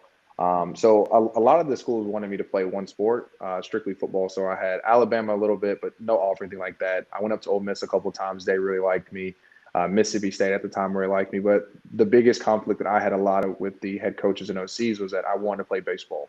Whether it panned out or not, I wanted at least a chance to see what I could do in baseball. Could I actually become something in it? And I knew at some point in college, I was gonna have to give it up. But I at least wanted the option to say, hey, I had a choice my first year to pick, and then obviously year 2, I chose football. But, you know, Miami was one of the really big D1s that allowed me to play not only baseball but football my freshman year, which was huge to me. Yeah, that's what's up, man. I do remember. I remember reading like your profile saying he's a baseball player. So you know, I always like multi-sport athletes. Period. When it comes to playing football, I was really geeked about the opportunity to get a guy that is playing a couple of sports. So eventually everything boils down. You decide, all right, you know, I'm gonna commit to Miami. You get there, and you know, this is obviously a big transition for you. What was like? What would you say like your introduction to college football was like? All right, this is next level. Like, all right, wait a minute, this ain't what I've been doing so far. No, this is a little different. Yeah, so I would say most of the time, and it's one thing that, you know, I really focus on with my quarterback. So I actually train quarterbacks, and a lot of people are heavy on like 7-on-7. Well, my introduction to college football was inside run drill, 9-on-7. We had 7 offensive guys, 9 defensive guys, and at the time too, you know, I was in shotgun whenever I was in high school. And so, you know, the coaching staff was trying to teach me to get under center. So that was like a lot of my reps. And when I messed up, I got cussed out not only by like the defensive guys, I got cussed out by the offensive guys, I got cussed out by the coaching staff. You messing with the defensive real. They want a good look. Everybody, yeah. So to me, that was it, you know, like, and honestly, you know, like a lot of people don't understand how violent and physical some of the practices are. And that was kind of my first introduction to like how loud these guys hit, how strong these people are. Like that concept of, you know, getting from a freshman to get bigger, faster, stronger. A lot of that is just to protect these guys. So that was kind of my introduction to college football. Was that one? Then honestly, like, can you cuss? Yeah. Oh yeah. All right, so I'll be honest with you guys. We're playing Florida State, so this is kudos to Florida State. We're playing Florida State. I can't remember who it was, but we're at FSU. It's like 2014, and all I remember was on kickoff. We had kickoff return. One of the guys came down and hit one of the defensive guys so hard that he ran over to the sideline, almost had like tears in his eyes. It was like, man, these niggas are real out here. Y'all better fuck it up today. I was like, what? Like, you didn't expect this? Like, what you expected? Well, this is a big game, boy. Opening kickoff. Almost crying. I don't know who it was, but I remember I laughed so hard, and I was like, this is one of them games. That one. Shoot, Louisville. I remember Brad Kaya. Pretty sure he almost lost a tooth. The third snap of Louisville. He rolled out to the left. Duke Johnson and Clive Walford missed the blitzing linebacker, and Brad got hit right in the mouth. So there were a couple different ones. Oh no, he spit the tooth out again. Florida State. Florida State too. He had one loose during Louisville. Yeah, might have been a loose one. Yeah. So there was a couple different moments, but I would say for sure my first like introduction to it was 9-on-7 inside run drill, and outside of that, it was 100% Florida State. That first Florida State game, that was okay, this is college football. So we'll talk about the atmosphere for that game, man, because you know you going from high school and then you're playing Florida State. You know that Florida State Miami game, like that's a huge game. The atmosphere is crazy. Let's talk about playing in that type of atmosphere, coming from high school and just seeing the energy in that type of game. You know, the biggest thing I'll say, and I know a lot of people put a lot of attention and hype into it, but to me, whenever you take the attention and hype out of a rivalry game, that's whenever you understand like what it is. You know, I feel like a lot of people, and I would say every team I've been on that we've lost to Florida State is because we were so energized, we were so juiced, we had so much energy that like you make dumb mistakes, you try to make plays that you shouldn't make, you know, you're out of position. You know, whenever we played you guys at Florida State my junior year, the biggest concept for us was just do your job. You know what I mean? Make it into a 4-quarter football game. You know what I mean? We obviously understood that Florida State was good. That wasn't the issue. But a lot of times, you know, most games are lost. They're not won. So if we can do enough, you know, not have enough mistakes that can actually let us get past them, we'll win. And so to me, like we knew it. Like if you don't think that everyone on our team is circling the Miami-Florida State game, then you're dumb. But then when that week gets there, it's just about preparation. I feel like whenever you have two talented teams, the teams that prepare the most, the teams that, you know, execute the best is usually the team that wins. So that was our big focus playing you guys that year. Larry, I kind of hinted on like the physical part of it, like you're welcome to college, but you're a quarterback too, and it's a lot of mental side. It's a lot of mental in regards to that too. How was it getting into that playbook and just learning the ins and outs in regards to being a quarterback?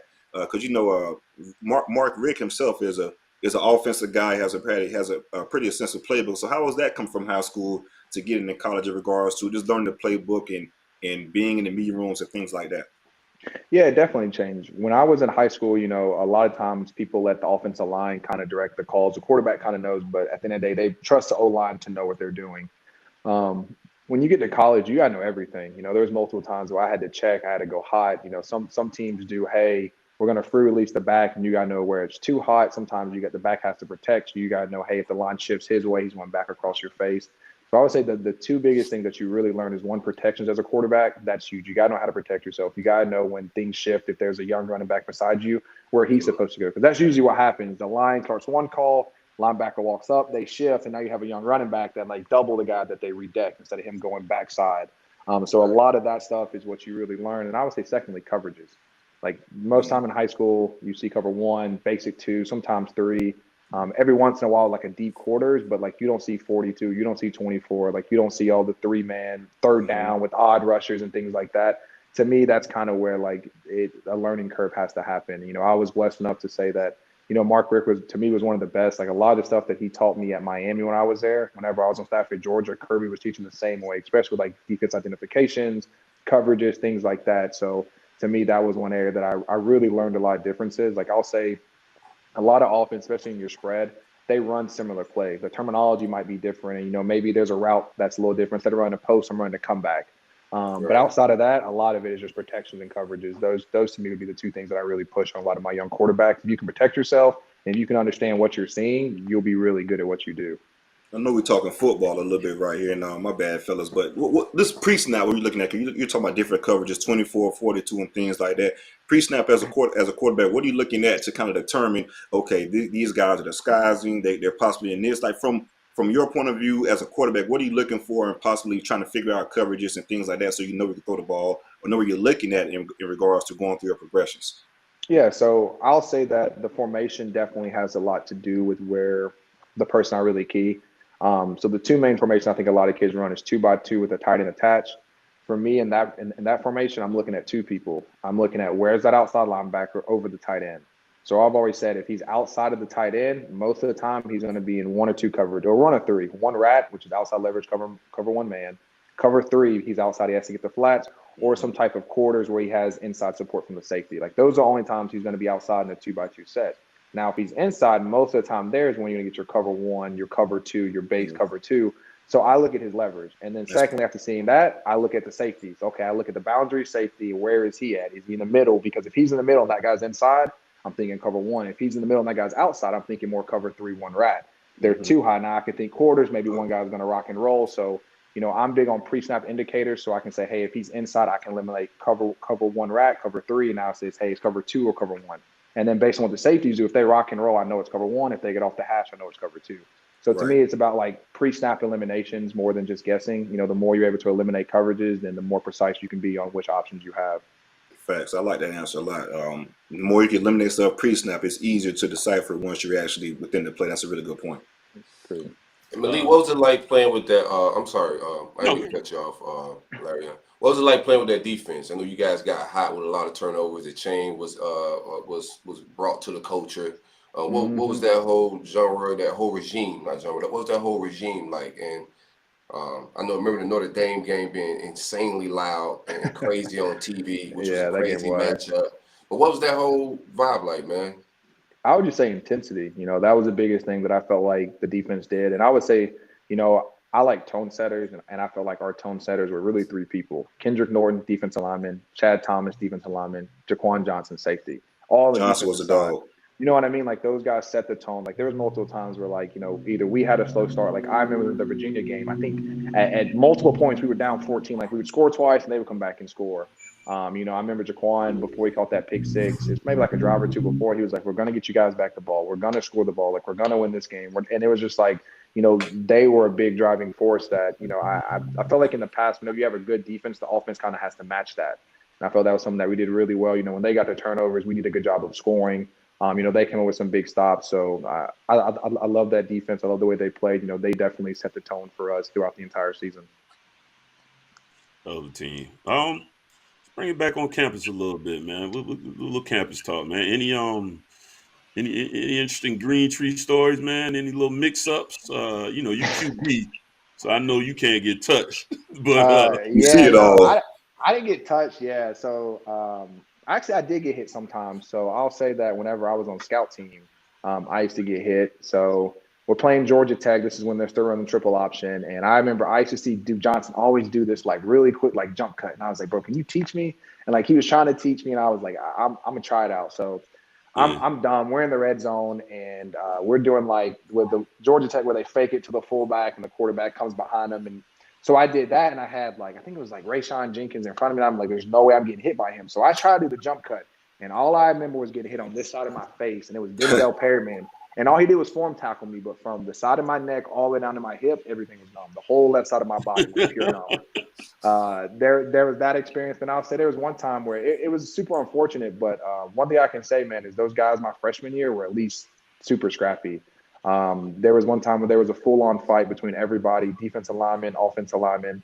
The only people I didn't fight was me, Brad Kaya, Ryan Williams, and the kickers and punters. Everyone else literally fighting. Coaches were low-key getting rolled over trying to break up the fight because you got like Sonny Adagu, who's 6'8". You have Ufamio, 6'5". You have Chicolo. You have Eric Flowers. I mean, they're in the middle fighting. You have coaches over there trying to yank them. They're just getting tossed left and right, just pushed out the way.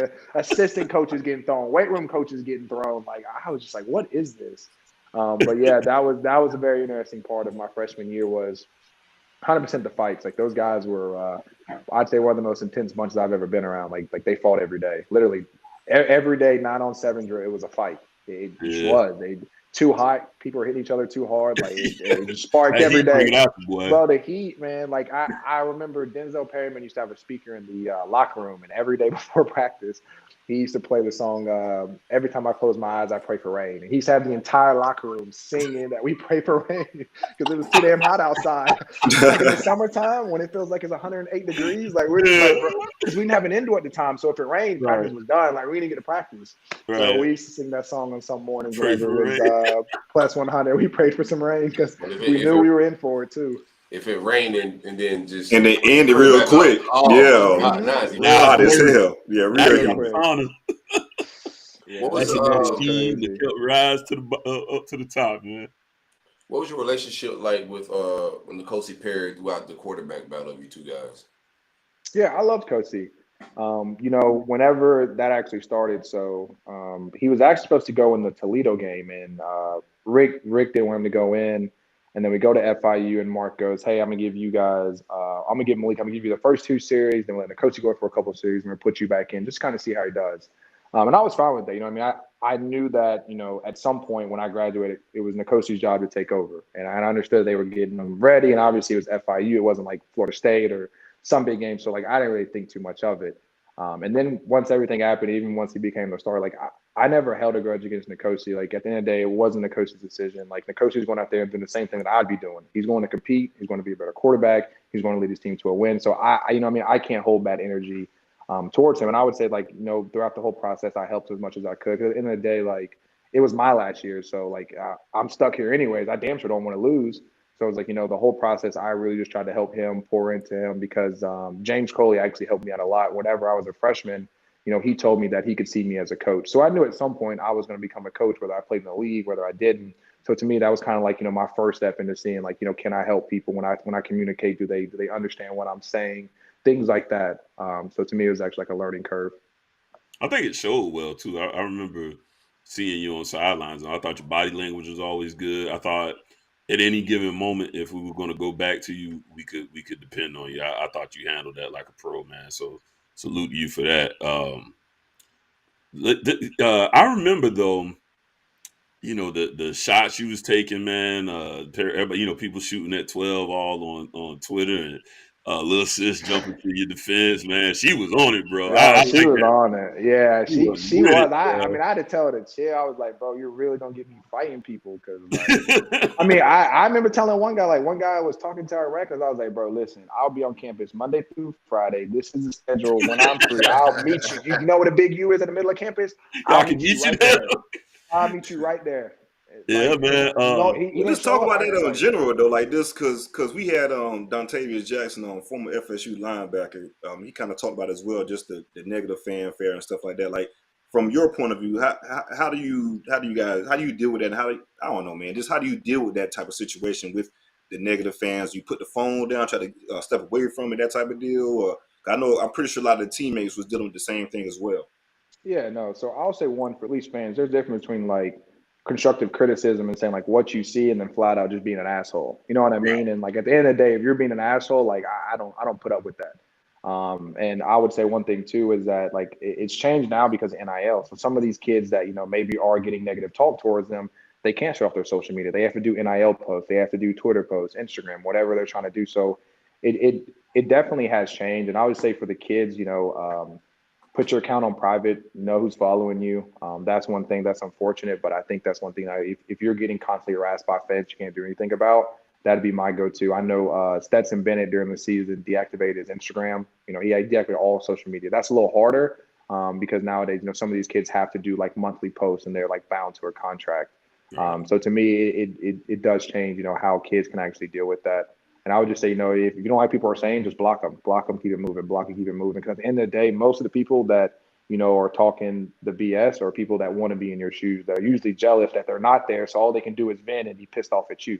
You know what I mean? Like I see kids make mistakes all the time and like, I don't say anything. I'm just like, you just got to keep getting better. And like, cause I know what they're going through. If you don't know, then all you see is red because you don't understand it because you've never been there. So to me, I think there's a difference between like telling the truth and just flat out being an asshole. Yeah, I thought you skated that line well. I know some of the stuff you tweet now, man, gets a little razzle-dazzle. A lot of people, man, they get a little irritated now. And I'm like, well, I mean, you got to understand this is a guy that's from the program, around the program. I guess it's, you know how it is. It's taboo to have opinions. But I'm like, well, I mean, he's a human too. So if he feels like, like you ain't go with Colin McCarthy. Colin McCarthy, I love Colin, but Colin, like, oh, he's an idiot. He's a Colin, like, Colin, you ain't got to say it like that, bro. Yeah. I mean, to me, it's like that. There's a nice way to say stuff. Like, I just feel like you can't be an asshole nowadays, especially like the cancel culture, which is unfortunate. But I just feel like the best thing to do. I mean, you got to be honest. That's one thing I'll say is that I'm very bad about biting my tongue, but I at least try to say it in a way where people don't feel like I'm being aggressive towards them or like saying it in like a spiteful way. Yeah. You're not adding, such coach and calling them, out of their name. And I like that. I think that's something that we need to see a little more of to be honest, I think. So people get to see you as a human. I had a personal story with you as, I'm a fan, I'm nothing more than a fan. But one thing I've come to grips with was I was like, especially over time, and I think you played a big part in this. Ironically, you don't know it. I had to understand, like, bro, you're not in those people's shoes. So what you think as a fan is so far from the truth. I don't know. I remember hearing you saying how Jeff Thomas ran way different in games than he did in practice. And I'm like, well, you know what? That is going to make a big damn difference when how we going to get our timing together if you don't give the same effort each way. So, yeah, I'm going to miss you because you're not doing the same things. I have to learn your rhythm. But I remember, as a fan, I had my criticisms. Again, you ain't going to find no tweets where I added you or nothing stupid like that. I never did that. I was like, bro, that's ultra corny. Like, he's still on my team or whatever. But I remember we were playing Virginia Tech, and I was at the game. And we pulling a little drive to come back together. Kosi gets in the game. He's doing a couple things. Because at the time, it was Jaren. But we put Kosi in. Kosi's making some things cook. And we're leaving out of the stadium, and I caught you leaving the stadium as well. But you turned to look because I think there was a quick turnover, and we had an opportunity to maybe get a score, maybe get an overtime or something. And I was like, "Yo, Malik," and he turned and looked at me. He was like, "What's up, man?" And I shook your hand, and I was like, "Bro, he's a human." Like we put all of it. I was like, "He's just a dude. I'm way older than you." You know what I'm saying? With you 27, I'm 42. I'm 15 years your senior. I never accomplished anything you did, in the athletic field. So I'm like, when you really sit down and look at things and pull yourself out of the fandom, I'm like, bro, these are people, man. I was like, how can I be mad at this dude? He broke the street. No matter what went wrong, ultimately, I was like, this was just a genuine, I could tell from your energy and that quick interaction. This is just a cool dude, bro. Everybody that want to pile on and have these opinions, you weren't there. You don't understand the obstacles he had to overcome. I used to always wonder, and actually, maybe you can answer this question for me real quick. Why didn't they let you use your legs a little bit more, man? Yeah, I would just say, to be honest with you, I put on too much weight. It's funny now. So now I'm like, I came in Miami at like 215. You know, Miami wanted to build weight. And then I got to like my junior, senior year, and I was like 225, 230. But the problem was I was strong as hell though. Like my power clean max was 315 or 317, my bad. So, you know, I could move a lot of weight, but I felt like I really couldn't run, especially like my senior year. I just felt like I got too strong and I didn't know how to like move with it. So that to me was like a big difference from like my junior to my senior year, was trying to like move with an extra like 10 pounds. My junior, I played at like 215, 220, and I jumped up to like 230 almost. So to me, that was a big thing. And then I think too, to be honest with you, like when I played North Carolina, people don't know. So I came out that game, I had a concussion, but I also had scar tissue in my shoulder. So I wound up having like a lateral contusion or something like that. And so all throughout that season, like my body was just slowly getting banged up more and more. And to be honest with you, like by my senior year, it was so hard for me to recover. Like I was in the medical room all the time. I was still trying to get treatment on my shoulder. You know, even when I left Miami and went to the Dolphins were trying to send me to Pensacola to get surgery on my shoulder and then send me to the Canadian League so that my shoulder could rehab. And to me, it was something that I wish I did my senior year. I wish I'd have got surgery, but I didn't think it was that big of a deal. I just thought if I rehabbed it, that I would be fine. But to me, my body was just so worn down. And like, I feel it now. Like now I feel great. Like I feel better now than when I did when I was playing, because my body was just so beat up all the time. Yeah, you got to walk light in Pensacola, man. You look kind of like that.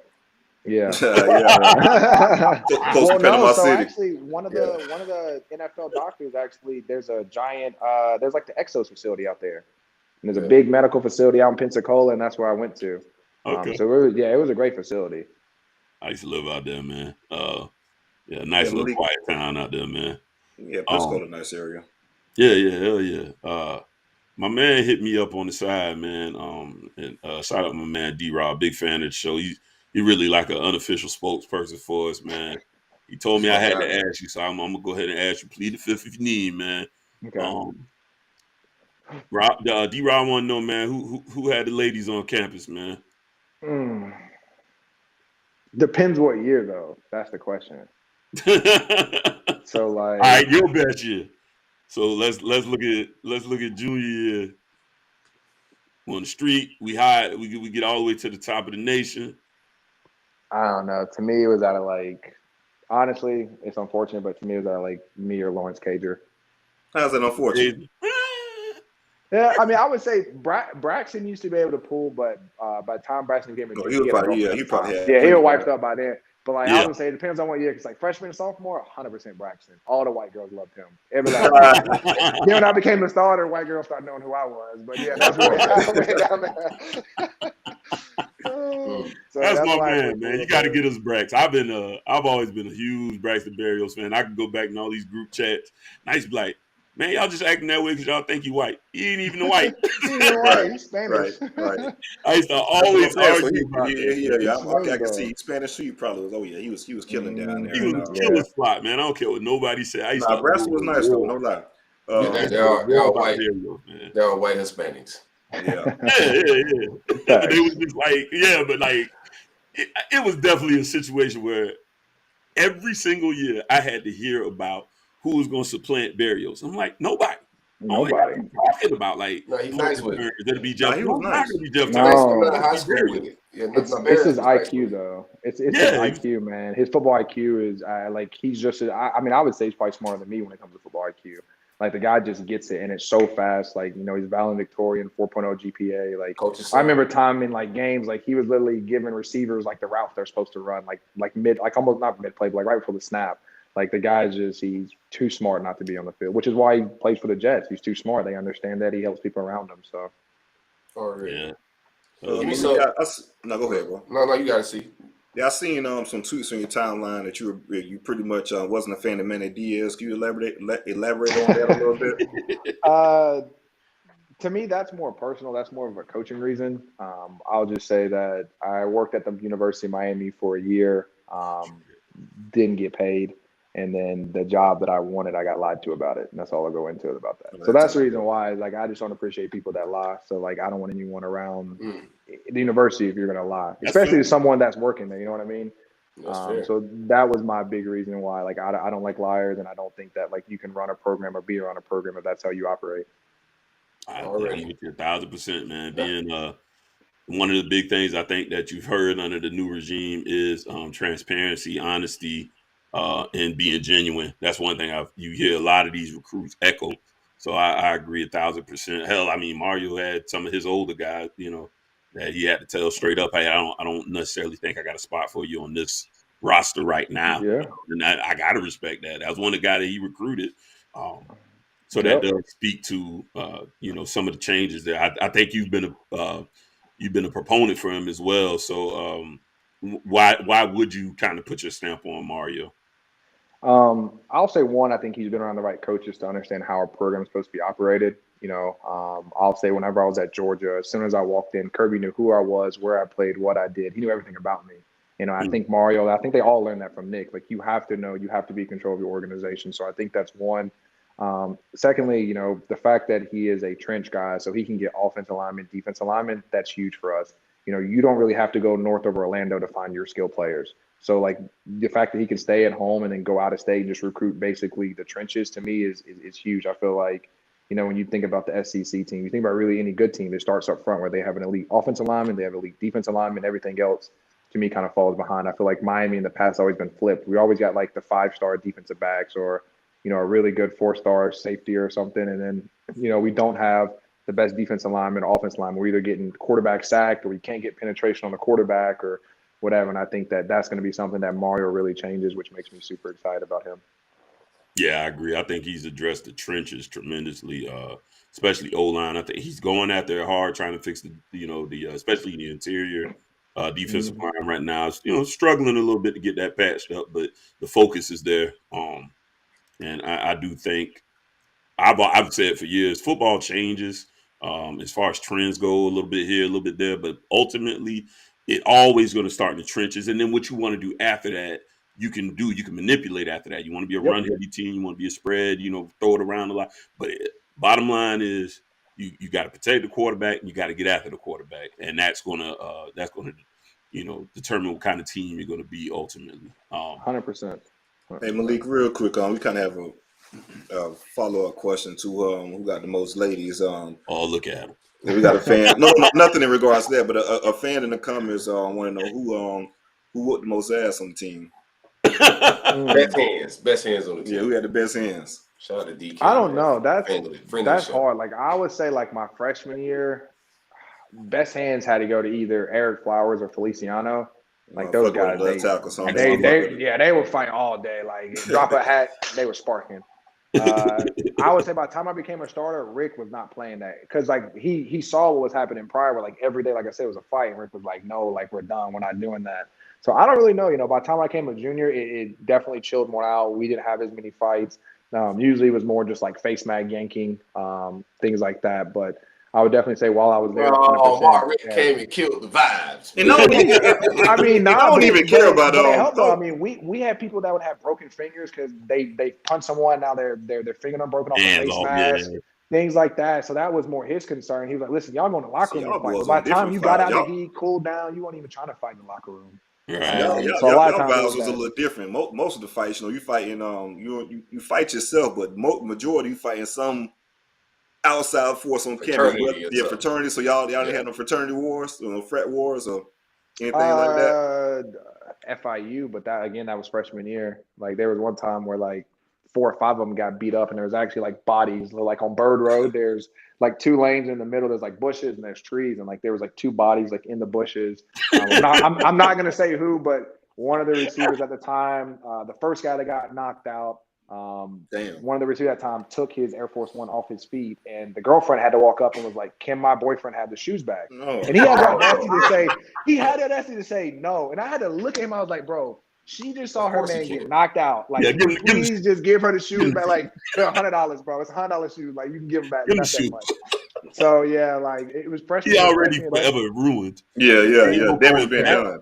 Yeah, that freshman team was bad. Yeah, they were bad. You gotta go home barefoot. You can't have your girl go ask for your shoes back. I mean, he was knocked out. What else you expect? He asleep. She was being a sweetheart. She was ready to go. She was like, "Let me just get his babe, stuff." Just walk me home barefooted, carry me home. I would Uber if I'm the girl. Well, at the time, this was 2014. There's no Uber. You got to call a taxi. Friend had to come pick you up. Yeah, You're a it was dinosaur, different back bro. then. You like us. Different back Yeah, it's then. different back Yeah. It was different times. All right, man. We're not gonna hold you too much longer, man. I actually want to get into what you got going on now. I know you got I think we got a pod you got jumping off now, and a couple other ventures. So take a Yeah, moment to introduce people on what you got going on today. yeah, so I got a podcast. It's called the Malik Rosier Show. So it's simple. Right now, I'm going into kind of what's happening in college football. I'll talk about obviously Miami, and then at the very end, what I'm doing quarterback breakdowns. So like giving you guys kind of which quarterbacks I think are good, why I think they're good, their fundamentals, things I think they can work on, things I think they're good at. So just kind of giving people insight of like the quarterback mechanics.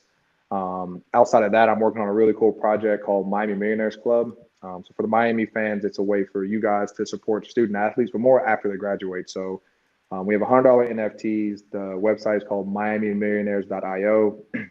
At the top, there's a place where you can go and purchase an NFT. And how that helps is, we're actually working with the university. We have 2 dates in March that we're going to do a trial run. If it goes successful in the summertime, we're going to have a partnership with them.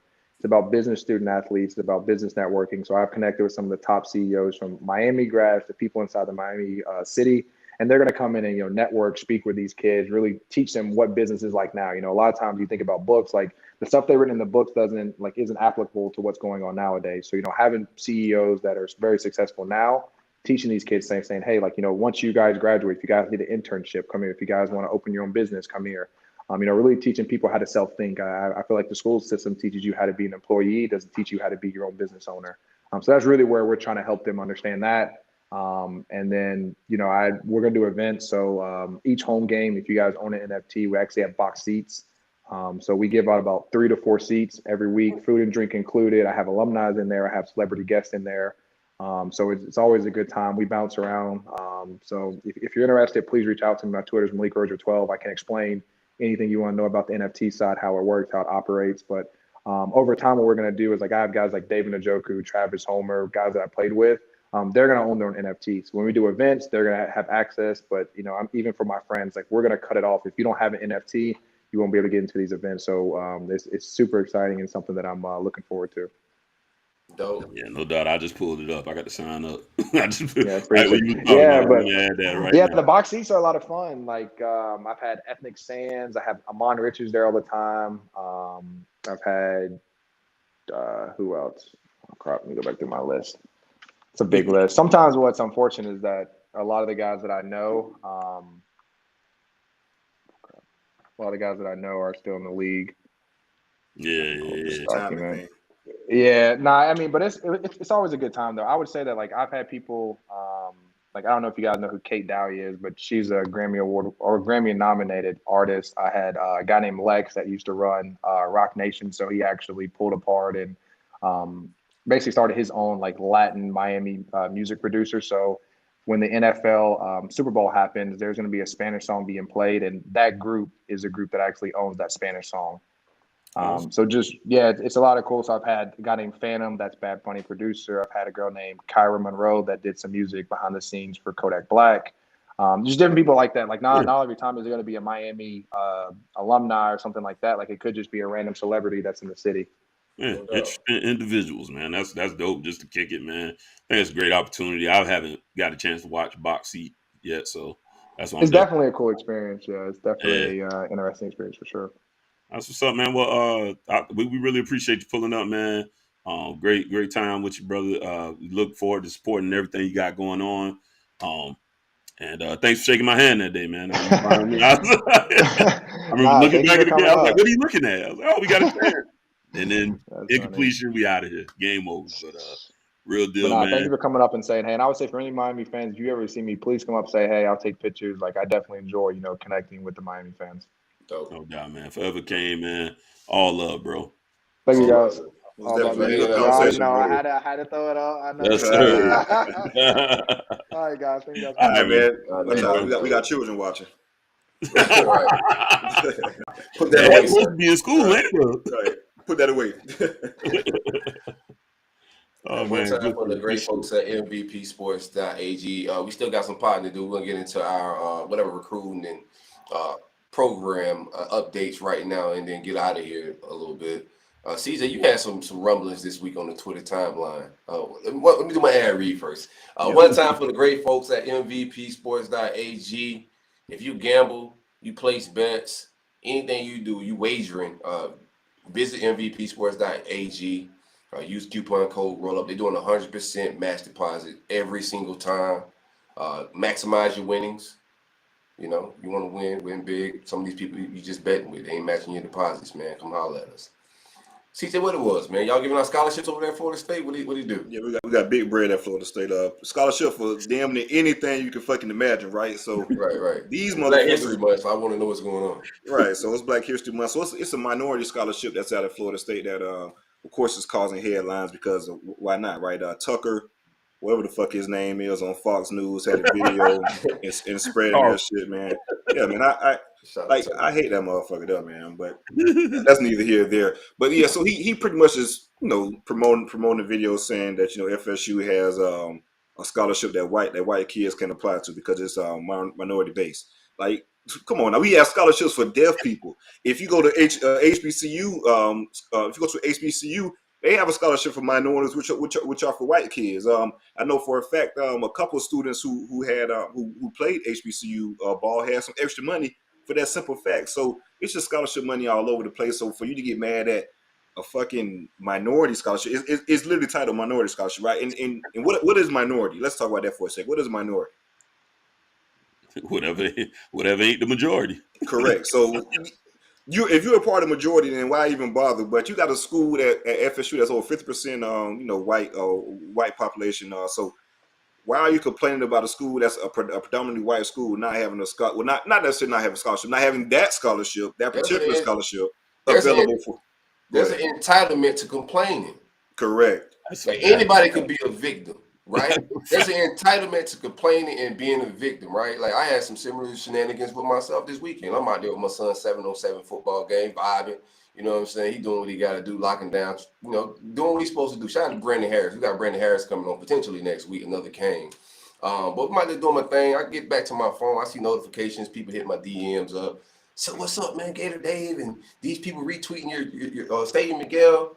So there's a conversation this weekend about Billy Napier recruiting and also Dan Mullen's recruiting. They comparing, like Gator Nation, Gator Twitter been going back and forth. You know, I don't get into the mix. So me, Dan, Nick, we're not involved in this conversation. We just vibing, letting the Twitter people argue about Billy Napier's and Dan Mullen's recruiting all on their own. But of course, people hitting me up in my DMs, they hitting Dan up, and they also hitting Stadium Miguel account up, asking us, are we gonna comment or podcast about that topic and compare the classes?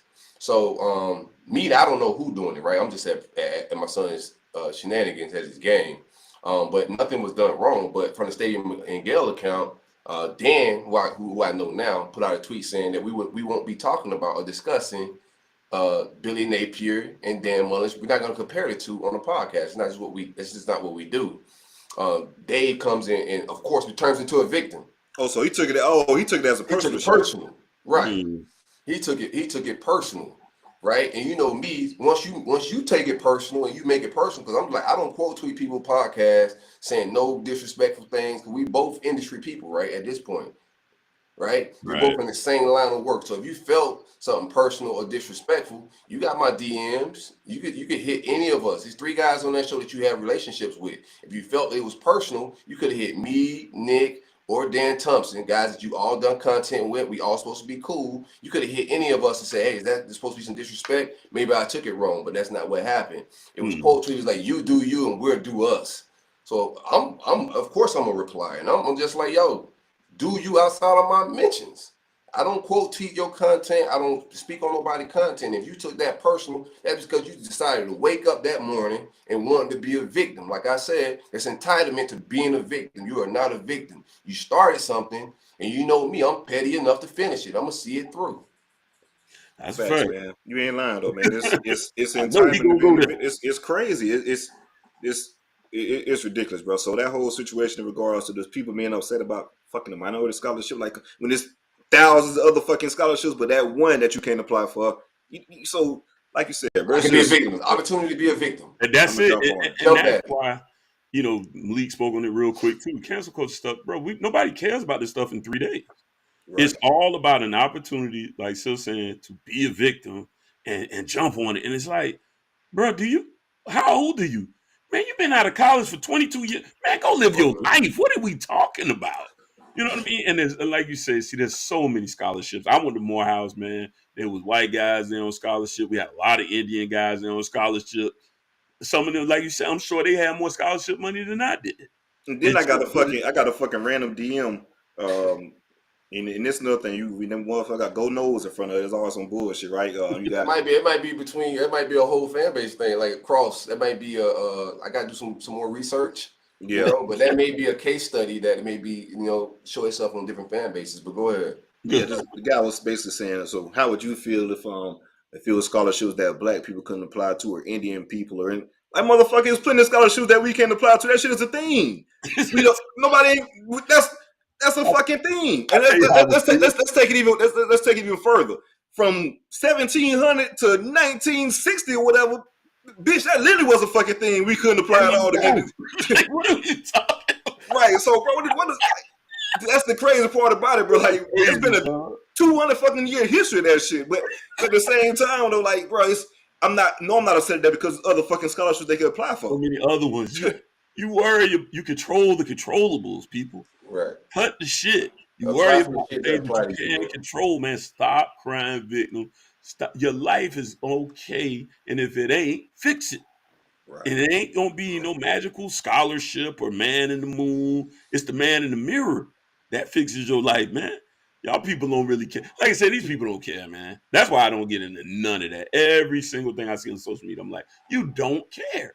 You just screaming, you're barking at the moon, and this is gonna be over for you in a day or two, max.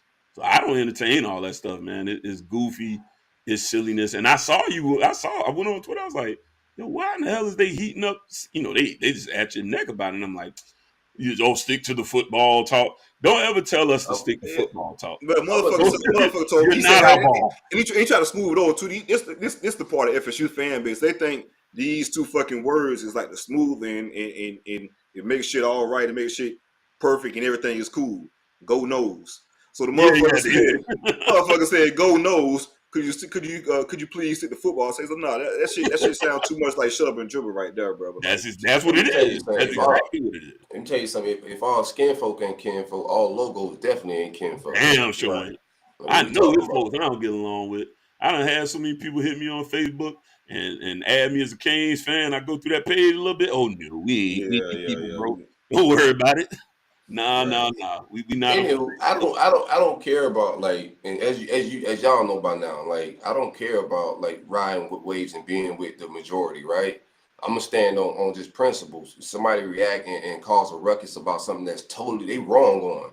Like, you reacted about something, you took something emotion. Like, that's one thing that's wrong with the world is men moving out of emotions. Like, women, be a man. You reacted to something like a little girl that wasn't nothing personally towards you.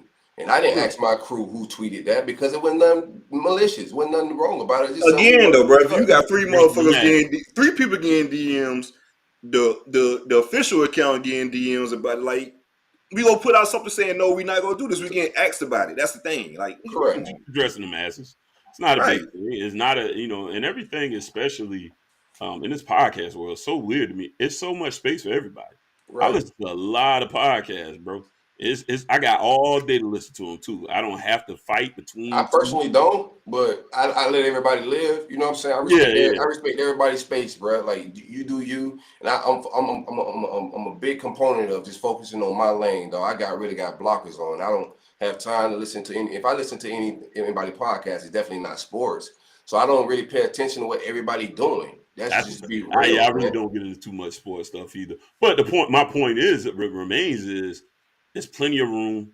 It doesn't have to be contention. And to always feel attacked, like you said, take a look at yourself. Just take a look at yourself. Maybe it's you. It might be you. I saw that little exchange too, and I thought, I don't know. Here's the thing. Like, check this. I could be a victim. And I've had people come to me try to people instigate shit. So we've had interviews, and then my man Dave. Gator Dave, I just like to say that name. Gator Dave replies, and like I think we have several times. This happened several times. When we had an interview, and he come in the comments saying, "Oh, I interviewed that person like 2 weeks ago." I can easily take that as shade. I can easily that take is that fucking shade. That is right. That's clear. Right? I peed that right now. Leave it there. Yeah, that's clear. Don't give it no more energy. Right. But we victims, not victims. You feel me? Like we just a different mindset, bro. It's all about your mindset. You could be a victim all you want, but I'm a victim, not a victim, man. We're gonna get into some ball talk, man. I just want to clear up some nerd talk real quick. Yeah, that's cool. That's cool. Yeah, go ahead. Go ahead and get into y'all stuff, bro. I know Larry, you got to get to work pretty soon. Yeah, I got to slide. Well, I mean, we had to give y'all the full show of interviews, number one. So, honestly, I didn't have a ton of news from Miami anyway. So, I just had offers. I just had a boatload of offers. I could do a Gator logo talk to update the people on all of that. I do want to thank everybody for hanging out with us. This is over a 2-hour show. We'll do some logo talks. Me and CJ to update y'all on the deets. CJ, you got anything important that you want to promote? Nah. Spring practice, March 6th. That was just announced the first day. Pretty much, like I say, offer stuff. Because we know it's a dead period. It's a dead period anyway in regards to recruiting. Right. But like I said, I could go over offers and of that. But no, we gave you guys a 2 interviews, so we could definitely do some side stuff to get the actual media content. Yeah, my regular tracking, I honestly didn't, I think Super Bowl before we got here. Yeah, right. Big news for us was it wasn't no offer stuff or anything like that, but obviously big news for us was Steele moving on to be the defensive coordinator at Alabama, and us hiring a new defensive coordinator. So we were able, we hired Lance Guidry, I believe is how you say his last name. He was from about Guidry this week. Huh? CJ was in his bag about Guidry. Oh, I saw something. Yeah. He do what he's supposed to do. And see, the thing is though, that shit's strategic too. Like I know one fan base and 100% time to respond. Like it don't matter what it is, they go bite every damn time. And that's the U1 fan base. It's just what it is, man. It's easy. So yes, he did his thing with that. But Guidry, he was Marshall's defensive coordinator. He's been around G5 for quite some time. He's had a good record. He was with Willie at one time at Western Kentucky. FAU. That's right. He was. That's he was with Hill Properties. And I want to kind of segue too, because FSU. Willie was about to hire him at FSU at one point in time, but it got blocked because of some off the field shit. But Canes fans turned it down. I'll tell you, I was actually going to speak on that because that was one of the things that CJ trolled y'all about, and y'all bit. One of the reasons he was blocked from some bigger offers is he did have a DUI. And these motherfuckers trying to tell me I was wrong about this shit, like some FSU shit. Like I don't know what the fuck going on with Willie and who he was how. Like, bro, like come on now, you trying to defend some shit that you don't even know fucking. Like I'm telling you what I know. I'm not gonna cap about no shit like that. I mean, if he's that good of a coach, right? Like the numbers are saying, it's a reason why he haven't got a Power 5 job yet. Right. Somebody would take a shot, right? And that kind of stuff can haunt you for a while. So that kind of, I do think it was a bit like, he had something. He had a DWI for 2000. Motherfuckers, bro, like that shit ain't just being swept on the rug, bro. Like, that shit takes time. Like that ain't no slouch shit. Some people, and then, some of these programs are going to care more about that than others. I mean, now it's going to come to fruition, but now look at it, right? Now you're saying it's 12 years in the past. Nothing's happened since. So now, you can stand on that. You don't have administration, picking at it as much. You can say, hey, he made a mistake. He's a man like many others. I've had one, so I can't sit around and cast judgment on that man. Right. So. No judgment at all, for sure. On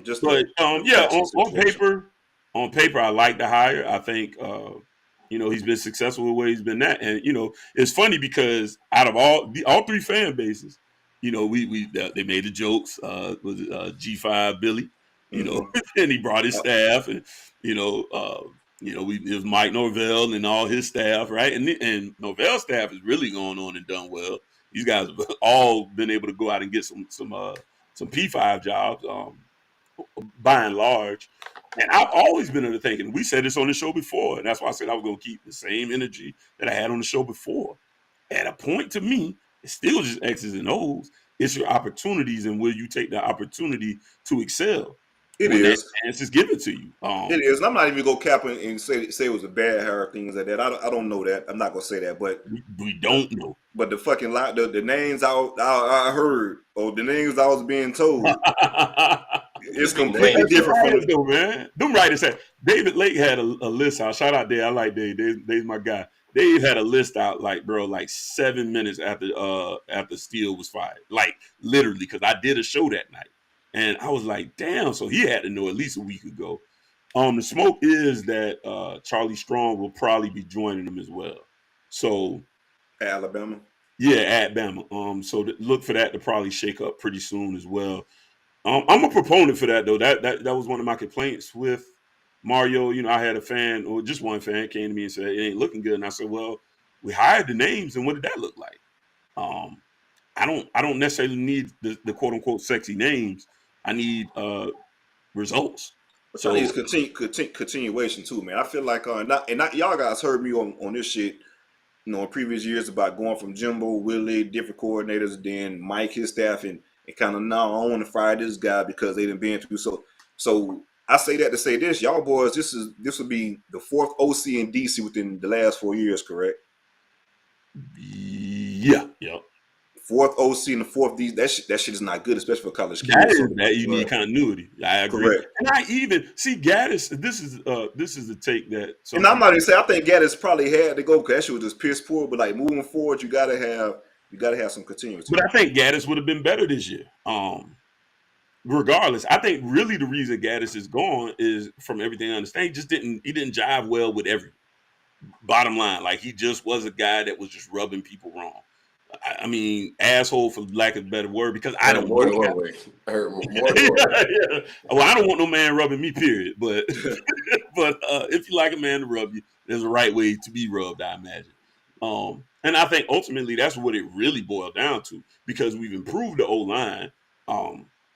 And so I think no matter what, the offense will be better this year. I think ultimately Gaddis' departure was a personality fit departure. You even got an OC yet, you know it's going to be better. You even got an OC yet, how you know it's going to be better? Shit, motherfuckers scored 19 in the game last year. I just think the O-line was, the O-line got beat up. Kwame had pointed out to me, y'all scored 19 in the game, but it was like 17 in ACC play. Like, and we know, like, well, it can't get worse. Yeah, that shit is crazy. 17. Every time y'all hire a new coach, y'all say it can't get worse. yeah. It gets worse. All right, I'm going to go on record for the first time ever. It can't get worse. Okay. Cannot get worse than that. It's only up from here, right? Mario got to find an OC. Like Mario got to find an OC. With like DC, I expected him to make at least a decent hire and somebody jump on board, because Mario can't police the defense. But the reputation of him policing and controlling the offense, it's been a little minute, and we're still waiting on the offensive coordinator. What you hearing? Nothing. Same stuff we've been hearing. The Candle name, but see, that's how it was last time. All these names, and not one name we heard of was the name. So yeah, even with the DC search. Same thing for the DC, right? Candle. I hope it's Nussmeier, man. His name, I bet, boy, look at. I need that. Now that's why I'm gonna go crazy. I did some research on the matter because I knew that shit was terrible. Yeah, he's not good. I don't think it's gonna be Nussmeier. I need y'all boys to feel my pain, man. Ooh, let me tell you right now, I am not lying for Nussmeier. If that's the case, I'm not lying. I'm saying, it's gonna be done. I promise it's gonna be done. Yeah, somebody gonna lie. I see the motherfucker say he ain't called plays in about 6 years, so he may have got it better. D-Rock. Oh man, D-Rock, come on now. D-Rock. You about to text me now, D-Rock. I gotta go to work. I got time. I can't address everything. No, I don't want Nussmeier. And I don't think it's any name that we heard, because I've actually heard Candle's name now attached to Notre Dame. Now that Tommy Reed. Oh shit, yeah. And that might make sense because he's the area. Yeah, so yeah. Reese is taking over Alabama, obviously. So I did hear Brian Leftwich wants that job as well, as far as Notre Dame OC. So I need that to happen. I need that to happen, bro. Like for a lot of reasons. I think that's a good matchup. That'd be dope.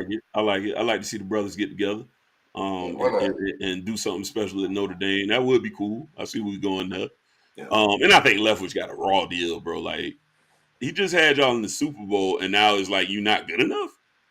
I don't add up to me. I just it was a lot of shit very. It was a lot of shit that wasn't good enough for the Bucks this past year. Exactly, and you definitely. I don't think you look to Byron Leftwich and go, "This is your fault." I just don't. Thought he got a raw deal there, but yeah, as far as our search goes, man, I'll be honest with you. The way Mario's operated, don't look for no name. The name, any name you heard, ain't it? It ain't it.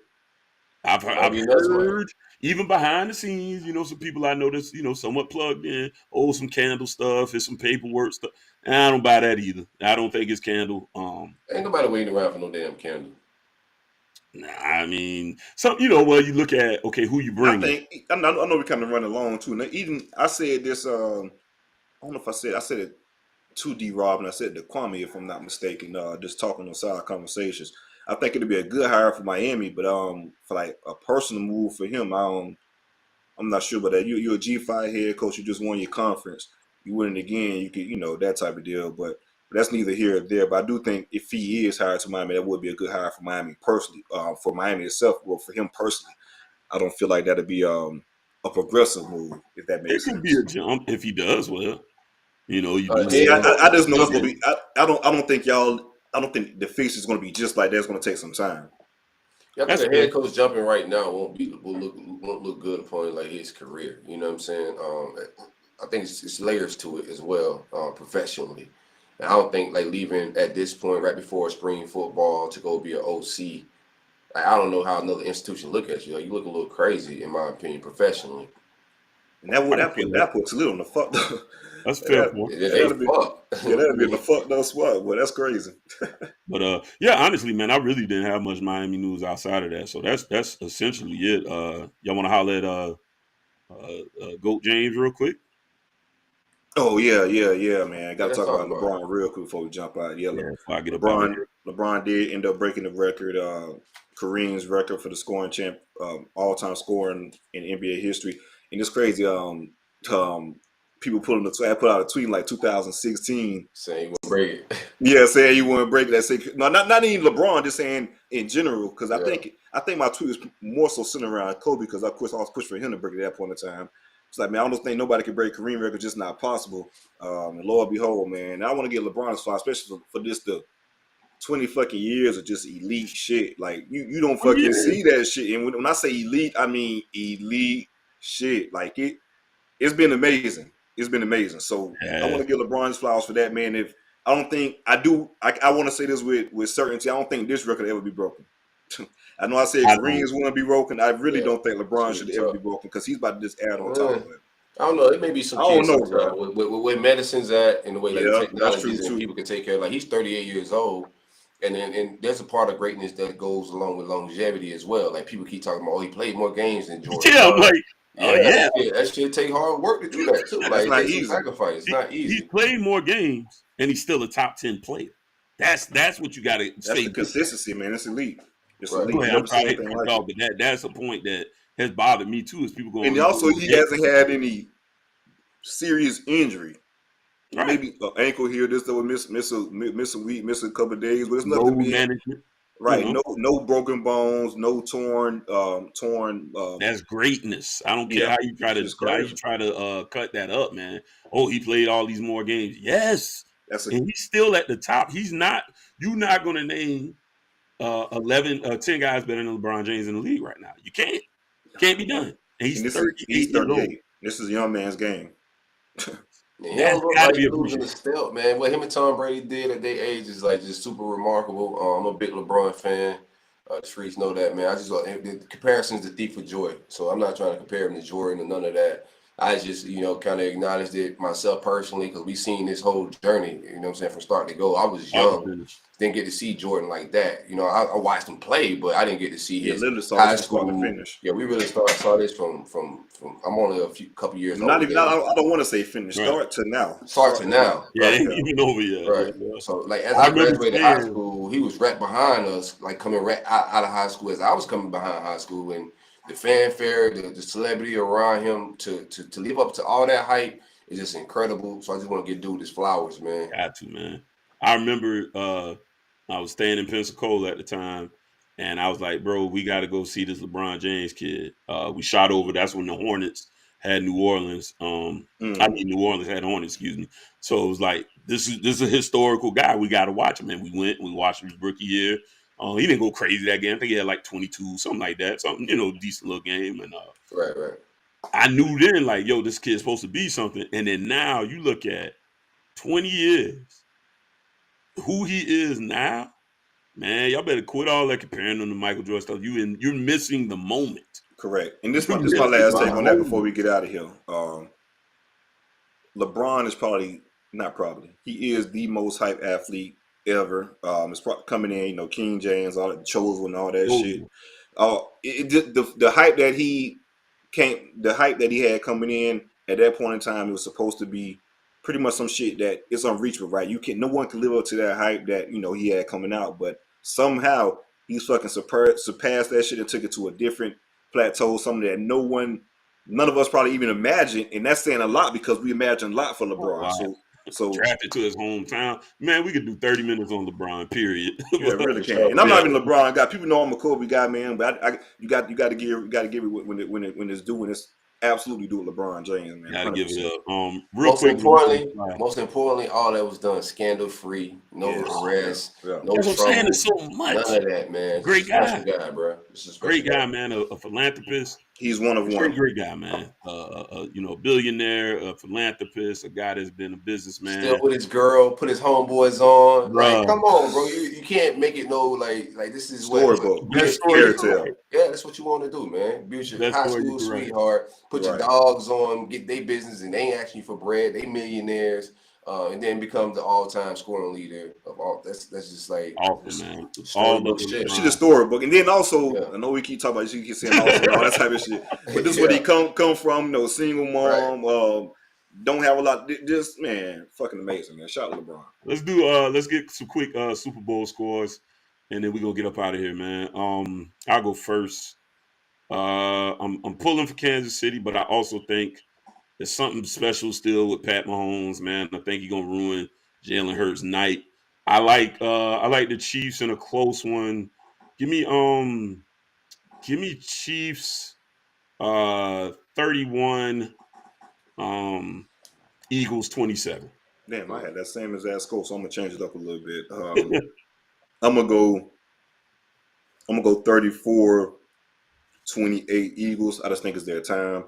That defense is amazing. Pat Mahomes is kind of banged up. He's still Pat Mahomes. They have one of the best pass rush teams in the NFL with their defense and with the Eagles. They have really good corners. I know the Chiefs got some receivers that's kind of banged up too. I think Jalen Hurts is he's in his fucking bag right now, man. He's just in his damn bag. So I'm gonna go with the Eagles. Yeah, I'm going Eagles as well. For a lot of different reasons.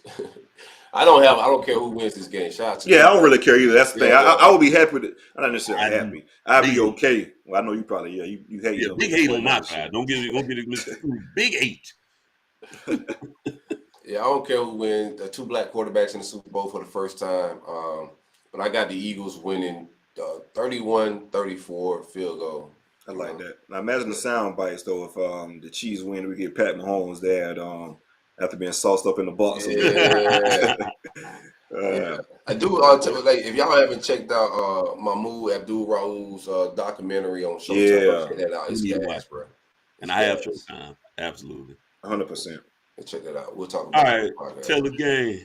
We out of here, man. Pick us up out of here, bro. Like and subscribe. All that.